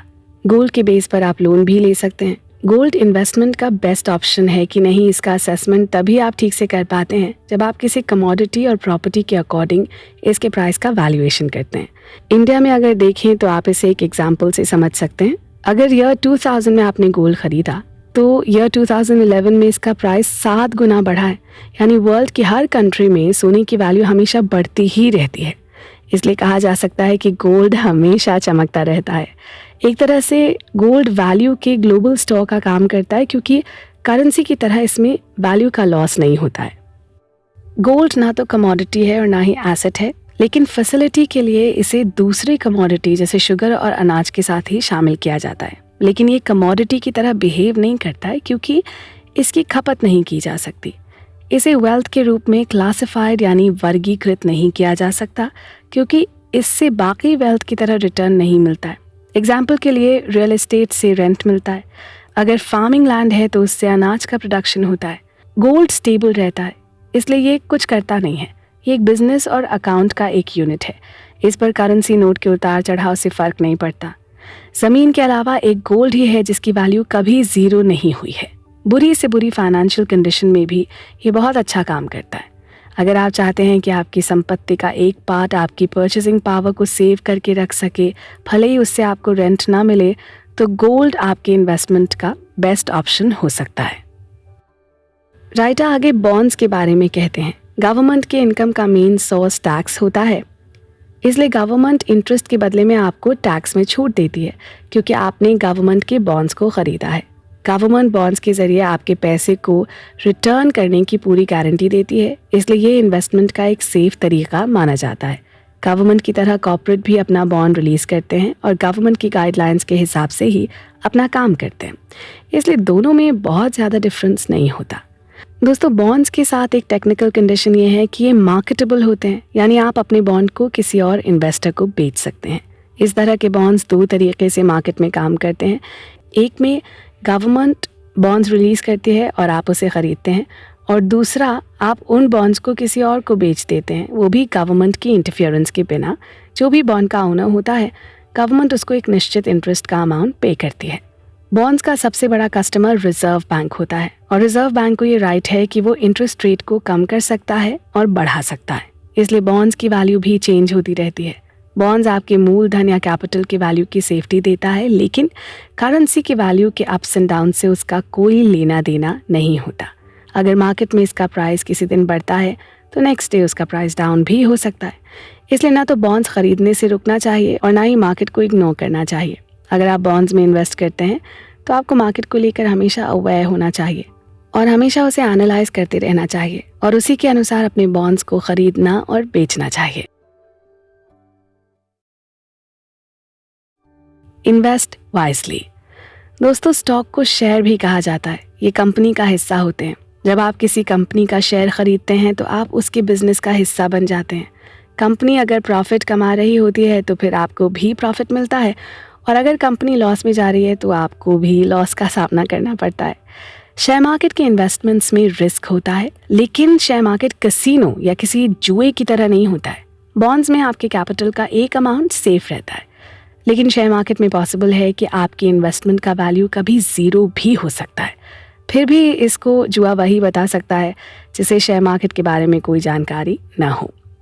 बिजनेस में बहुत टफ कंपटीशन होता है। आज जो कंपनी मार्केट में लीड करती हुई दिखाई देती है, हो सकता है आने वाले 20 ईयर्स में वो हमेशा के लिए ख़त्म हो जाए। तो क्या हमें शेयर मार्केट में इन्वेस्ट ही नहीं करना चाहिए? देखिए, ऐसा वही कह सकता है जो शेयर मार्केट को सिर्फ लालच की वजह से देखता है। अगर आप किसी कंपनी का शेयर खरीदते हैं तो आपको उस कंपनी के बारे में जानकारी होनी चाहिए कि मार्केट में उसकी क्या पोजीशन है और उसका फ्यूचर कैसा होने वाला है। स्टॉक एनालिसिस में ज़्यादा टाइम लगता है, लेकिन कुछ बेसिक पैरामीटर्स के बेसिस पर आप किसी कंपनी को एनालाइज कर सकते हैं। Parameter 1, point two earning ratio. ये टर्म स्टॉक मार्केट में यूज़ होता है। इसमें एक फाइनेंशियल ईयर में कंपनी की इनकम का रेशियो शामिल होता है। एग्जाम्पल के लिए एक कंपनी का टोटल इनकम 2001 में 1000 रुपीज़ है और उस कंपनी के पास 10 शेयर्स हैं बेचने के लिए, जिसे लोग खरीद सकें और बिजनेस कर सकें। अगर आप पहले को दूसरे नंबर से डिवाइड करते हैं तो आपको कंपनी के प्रति शेयर इनकम का पता चल जाएगा। यहाँ डिवाइड करने पर 100 आता है, यानी एक शेयर की इनकम 100 है। अब अगर आप कंपनी के शेयर के प्रेजेंट प्राइस को उस दौरान चल रहे EPS से डिवाइड करते हैं तो आपको कंपनी की प्राइस टू अर्निंग रेशियो का अमाउंट पता चल जाएगा। एग्जाम्पल के लिए एक कंपनी के शेयर का प्राइस आज 500 है और उसका EPS 10 है, तो उस कंपनी का प्राइस टू अर्निंग रेशियो यानी PE जानने के लिए आप 500 को 10 से डिवाइड कर दीजिए, यानी कि उस कंपनी का PE 50 हुआ। ये प्रोसेस गैस करने के लिए होता है। इससे आप मार्केट में उस कंपनी की पोजीशन का अनुमान लगा सकते हैं। पैरामीटर 2, प्राइस टू बुक यानी PB रेशियो। इस रेशियो से पता चल सकता है कि कंपनी को अगर प्रेजेंट टाइम में सेल किया जाए तो उसके शेयर होल्डर्स को कितने पैसे पे करने पड़ेंगे। इसको जानने के लिए कंपनी की टोटल वेल्थ में से उसकी लायबिलिटीज़ को माइनस करने पर उसका PB रेशियो पता चलता है। Parameter 3, dividend. कंपनी का प्रॉफिट अमाउंट कंपनी की अर्निंग का एक हिस्सा होता है जो शेयर होल्डर्स को दिया जाता है। डिविडेंड यील्ड ऐसा पैरामीटर होता है जो कंपनी के शेयर होल्ड करने के रिटर्न में परसेंट के रूप में एनुअली दिया जाता है। एग्जाम्पल के लिए प्रेजेंट टाइम में अगर किसी कंपनी का शेयर डिविडेंड 2% है और आपने 100 रुपीज़ का शेयर ख़रीदा है तो आपको इस साल 2 रुपये का रिटर्न मिलेगा। इन तीनों पैरामीटर्स के बेस पर आप किसी कंपनी की पोजीशन का अनुमान लगा सकते हैं और उसके शेयर्स में इन्वेस्ट कर सकते हैं। शेयर मार्केट से ही रिलेटेड एक और इन्वेस्टमेंट होता है जिसे म्यूचुअल फंड्स कहते हैं। म्यूचुअल फंड की थ्योरी सिंपल है। एग्जाम्पल के लिए आप 10 लोगों को 1-1 लाख रुपए के इन्वेस्टमेंट के लिए तैयार करते हैं तो आपके पास 10 लाख का फंड हो जाएगा और आप उस फंड को अपने अनुसार इन्वेस्ट कर सकते हैं। हालांकि प्रैक्टिकल में कुछ ही फंड मैनेजर होते हैं जो फंड का मैनेजमेंट बेटर तरीके से कर पाते हैं। इस बिजनेस में आप पैसा कैसे कमा सकते हैं। एग्जाम्पल के लिए आप किसी फंड का मैनेजमेंट कर रहे हैं, वो फंड 10% की रेट से प्रोग्रेस कर रहा है तो आप उस पर 0.5 या 1% का कमीशन ले सकते हैं। लेकिन किसी एक के लिए पूरे फाइनेंस सिस्टम के साथ मार्केट को समझना टफ होता है, यानी इन्वेस्टमेंट से रिलेटेड हर एक चीज़ का अनुमान लगा पाना किसी के लिए भी टफ होता है। लेकिन इसका मतलब ये नहीं कि कोई फंड मैनेजर मार्केट को एनालाइज नहीं कर सकता या उसे समझ नहीं सकता और उसे पीछे नहीं छोड़ सकता है। हर साल कुछ फंड मैनेजर मार्केट को पीछे छोड़कर अपने इन्वेस्टमेंट से प्रॉफिट्स अर्न करते हैं। लेकिन मार्केट का मूव कुछ ऐसा होता है कि जो फंड पहले साल बेटर परफॉर्मेंस देते हैं, नेक्स्ट ईयर उस फंड को दूसरे फंड्स पीछे छोड़ देते हैं। इसलिए इस बिज़नेस में ना तो गारंटी ली जाती है और ना ही दी जाती है। इस बिज़नेस में आप पूरी तरह से फंड का मैनेजमेंट करने वाली कंपनी और फंड मैनेजर पर ही डिपेंडेंट होते हैं। इसलिए म्यूचुअल फंड के इन्वेस्टमेंट के साथ ये लिखा रहता है कि पूरी तरह से ये मार्केट के रिस्क पर डिपेंड करता है। ऐसे में क्या आपको म्यूचुअल फंड में इन्वेस्ट नहीं करना चाहिए? राइटर के अनुसार अगर आप मार्केट को समझते हैं और उसे हराने की कैपेसिटी रखते हैं तो आपको म्यूचुअल फंड में इन्वेस्ट करना चाहिए। तो आइए इसी के साथ बढ़ते हैं अपने अगले चैप्टर की ओर। Build your portfolio. दोस्तों देखिए, जब हम नकद या कैश की बात करते हैं तो हमारे सामने नोट के बंडल का इमेज दिखता है, लेकिन यहाँ कैश वो है जिसे आप इन्वेस्ट करते हैं। अगर कैश को अपने पास जमा करते जाते हैं तो इन्फ्लेशन की वजह से आने वाले टाइम में उसका वैल्यू बहुत डाउन हो जाएगा। लेकिन जब आप कैश बैंक में डिपॉजिट करते हैं तो उससे आपको इंटरेस्ट मिलता है। बैंक में रखने के बाद भी इन्फ्लेशन की वजह से आपके डिपॉजिट अमाउंट का वैल्यू डाउन होगा, क्योंकि महंगाई बढ़ने की वजह से आप प्रेजेंट अमाउंट से जितनी चीज़ें ख़रीद सकते हैं उतनी चीज़ों को ख़रीदने के लिए आपको ज़्यादा अमाउंट पे करना पड़ेगा। लेकिन आपके डिपॉजिट पर बैंक इंटरेस्ट देता है, इसलिए कभी भी आपके कैश का वैल्यू कम नहीं होगा, क्योंकि आपके मूलधन से ज़्यादा अमाउंट आपको मिलेगा। रेकरिंग और फिक्स डिपॉजिट को कैश इन्वेस्टमेंट के एग्जाम्पल के रूप में हम देख सकते हैं। गवर्नमेंट बैंक या नेशनलाइज्ड बैंक में डिपॉजिट करना ज़्यादा सेफ्टी माना जाता है, लेकिन जो इन्वेस्टमेंट एडवाइज़र होते हैं वो कम से कम कैश में इन्वेस्ट करने की एडवाइस देते हैं। वो हमेशा शेयर मार्केट, रियल एस्टेट और इन्वेस्टमेंट के और सोर्सेज में इन्वेस्ट करने की एडवाइस देते हैं, जबकि राइटर के अनुसार अपनी इन्वेस्टमेंट का ज़्यादा अमाउंट कैश में डिपॉजिट करना चाहिए। लेकिन इसका मतलब ये नहीं कि आपको और जगह इन्वेस्टमेंट नहीं करना चाहिए। इसका मतलब ये है कि आपको दूसरे इन्वेस्टमेंट के साथ कैश इन्वेस्टमेंट को भी प्रेफरेंस देनी चाहिए। कैश इन्वेस्ट करते टाइम आपको ध्यान रखना चाहिए कि आप उसे इमरजेंसी फंड के लिए नहीं इन्वेस्ट कर रहे हैं। आप ये इन्वेस्ट इसलिए कर रहे हैं कि आपकी संपत्ति बढ़े और आपकी लाइफ में पैसों का फ्लो बना रहे। इमरजेंसी फंड इन्वेस्टमेंट का सोर्स नहीं होता, वो इमरजेंसी के लिए ही होता है और उसे आप इमरजेंसी के टाइम में निकाल सकते हैं, जबकि कैश डिपॉजिट में एक सर्टेन टाइम ड्यूरेशन होता है, उससे पहले आप उसे नहीं निकाल सकते हैं। कैश डिपॉजिट करते टाइम आपको अपने अमाउंट को 4 पार्ट्स में डिवाइड करके इन्वेस्ट करना चाहिए। पहला पार्ट शॉर्ट टर्म का होना चाहिए, जिसमें आप गवर्नमेंट बॉन्ड्स में इन्वेस्ट कर सकते हैं। दूसरे पार्ट को 1 ईयर के फिक्स डिपॉजिट प्लान में इन्वेस्ट करें। थर्ड पार्ट को हाई क्वालिटी के कैपिटल मार्केट में इन्वेस्ट करें और फोर्थ पार्ट को प्राइवेट बैंक के फिक्स डिपॉजिट प्लान में इन्वेस्ट करें। इससे आपके इन्वेस्टमेंट में डाइवर्सिफिकेशन होता है, यानी एक जगह अगर किसी वजह से आपका कैपिटल रिस्क जोन में जाता है तो बाकी जगहों पर आपका अमाउंट सेफ रह सकता है और इस तरह से आप अपने पूरे कैपिटल को रिस्क से बचा सकते हैं। कैश डिपॉजिट में टाइम लगता है, इन्वेस्टर के लिए ये बोरिंग होता है। ऐसे में इन्वेस्टर सोचता है कि दूसरी जगह के इन्वेस्टमेंट से प्रॉफिट ज़्यादा मिल रहा है तो क्यों ना वो वहीं कैश में इन्वेस्ट करे, इसलिए वो कैश इन्वेस्टमेंट का पैसा निकाल कर दूसरी जगह पर इन्वेस्ट कर देता है। राइटर के अनुसार आपको ऐसा नहीं करना चाहिए। एक टाइम ड्यूरेशन तक आपको रुकना चाहिए, क्योंकि जब तक एक सर्टेन टाइम तक आप रुकते हैं तो उस पर आपको सर्टेन इंटरेस्ट मिलता है। इसलिए लोगों की बातों में ना आकर आपको कैश में ज़रूर इन्वेस्ट करना चाहिए। अब हम पोर्टफोलियो मैनेजमेंट के बारे में बात करते हैं। हमने इस बुक समरी की शुरुआत में ही डिस्कस किया था कि हम पैसों के बारे में जितना बेटर जानते समझते हैं उतना ही पैसा हमारे पास होता है। यानी हम जितना finance system, capital market, share market, banking system को समझते हैं उतना ही बेटर तरीके से हम इन्वेस्ट करते हैं और इन्वेस्टमेंट ही इनकम का सोर्स होता है। इन्वेस्टमेंट से ही कैपिटल का फ्लो बना रहता है और हमारी संपत्ति बढ़ती है। इन्वेस्टमेंट पोर्टफोलियो में हमारे प्रेजेंट इन्वेस्टमेंट्स का टोटल डिस्क्रिप्शन होता है। इससे आपकी संपत्ति का और आपके इन्वेस्टमेंट के ऑप्शंस का गेस गेम किया जा सकता है और उसका असेसमेंट किया जा सकता है। आप अपना पोर्टफोलियो ईजिली बना सकते हैं। एक शीट पर आप अपने सारे क्रेडिट्स लिख लीजिए। जो सबसे बड़ा क्रेडिट है उसे पहले लिख लीजिए। एग्जाम्पल के लिए home loan, educational loan, personal loan, credit card को पे करने वाला अमाउंट। इसके साथ आप सभी अमाउंट्स भी लिख लीजिए जिसे आपको पे करना है। आप जो इंटरेस्ट दे रहे हैं उसे सभी लोन्स के सामने लिख लीजिए। फिर दूसरी शीट पर आप अपनी अर्निंग के सारे सोर्सेज को लिख लीजिए, यानी आपका इनकम का सोर्स क्या क्या है, आपने कहाँ कितना इन्वेस्ट किया है, उस पर आपको कितना इंटरेस्ट मिल रहा है, यानी आप अपने इन्वेस्टमेंट से कितना अर्न कर रहे हैं उसे अपने डिस्क्रिप्शन में मेंशन कर लीजिए। अब आप अपनी अर्निंग में से अपने क्रेडिट को माइनस कर लीजिए, यानी आपने जो अर्न किया है और आपको जो पे करना है उसका डिफरेंस निकाल लीजिए। इससे आपकी टोटल वेल्थ का पता चल जाएगा और ये भी पता चल जाएगा कि आप कितना और इन्वेस्ट कर सकते हैं या आपको अपनी अर्निंग बढ़ाने के लिए और क्या क्या चाहिए, कहाँ कितना इन्वेस्ट करना चाहिए।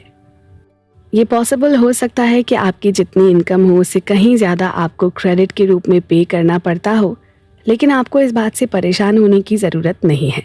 आप किसी भी उम्र के हों, आप अपने पोर्टफोलियो मैनेजमेंट से अपना क्रेडिट भी पे कर सकते हैं और अपना नेट वर्थ भी खड़ा कर सकते हैं। लेकिन इसके लिए सबसे ज़रूरी है आप अपने आप को जानें और पैसे को प्यार करना सीखें। जैसा कि हमने पहले भी कहा है, आप पैसे को जितना जानते समझते हैं पैसा उतना ही आपके पास रहता है। दोस्तों, तो यहाँ पर हमारा इस बुक समरी का सफ़र ख़त्म होता है। उम्मीद है इस बुक समरी को सुनने के बाद आप अपनी इनकम और इन्वेस्टमेंट को लेकर अवेयर रहेंगे और आपकी लाइफ में पैसों का फ्लो हमेशा बना रहेगा। आप अपने सुझाव और अनुभव हमें कमेंट सेक्शन में बता सकते हैं। अब मैं पल्लवी भारती लेती हूँ आपसे इजाज़त। ऐसी और भी पर्सनल फाइनेंस से जुड़ी हुई बुक समरीज को सुनने के लिए आप सुनते रहें कुकू FM।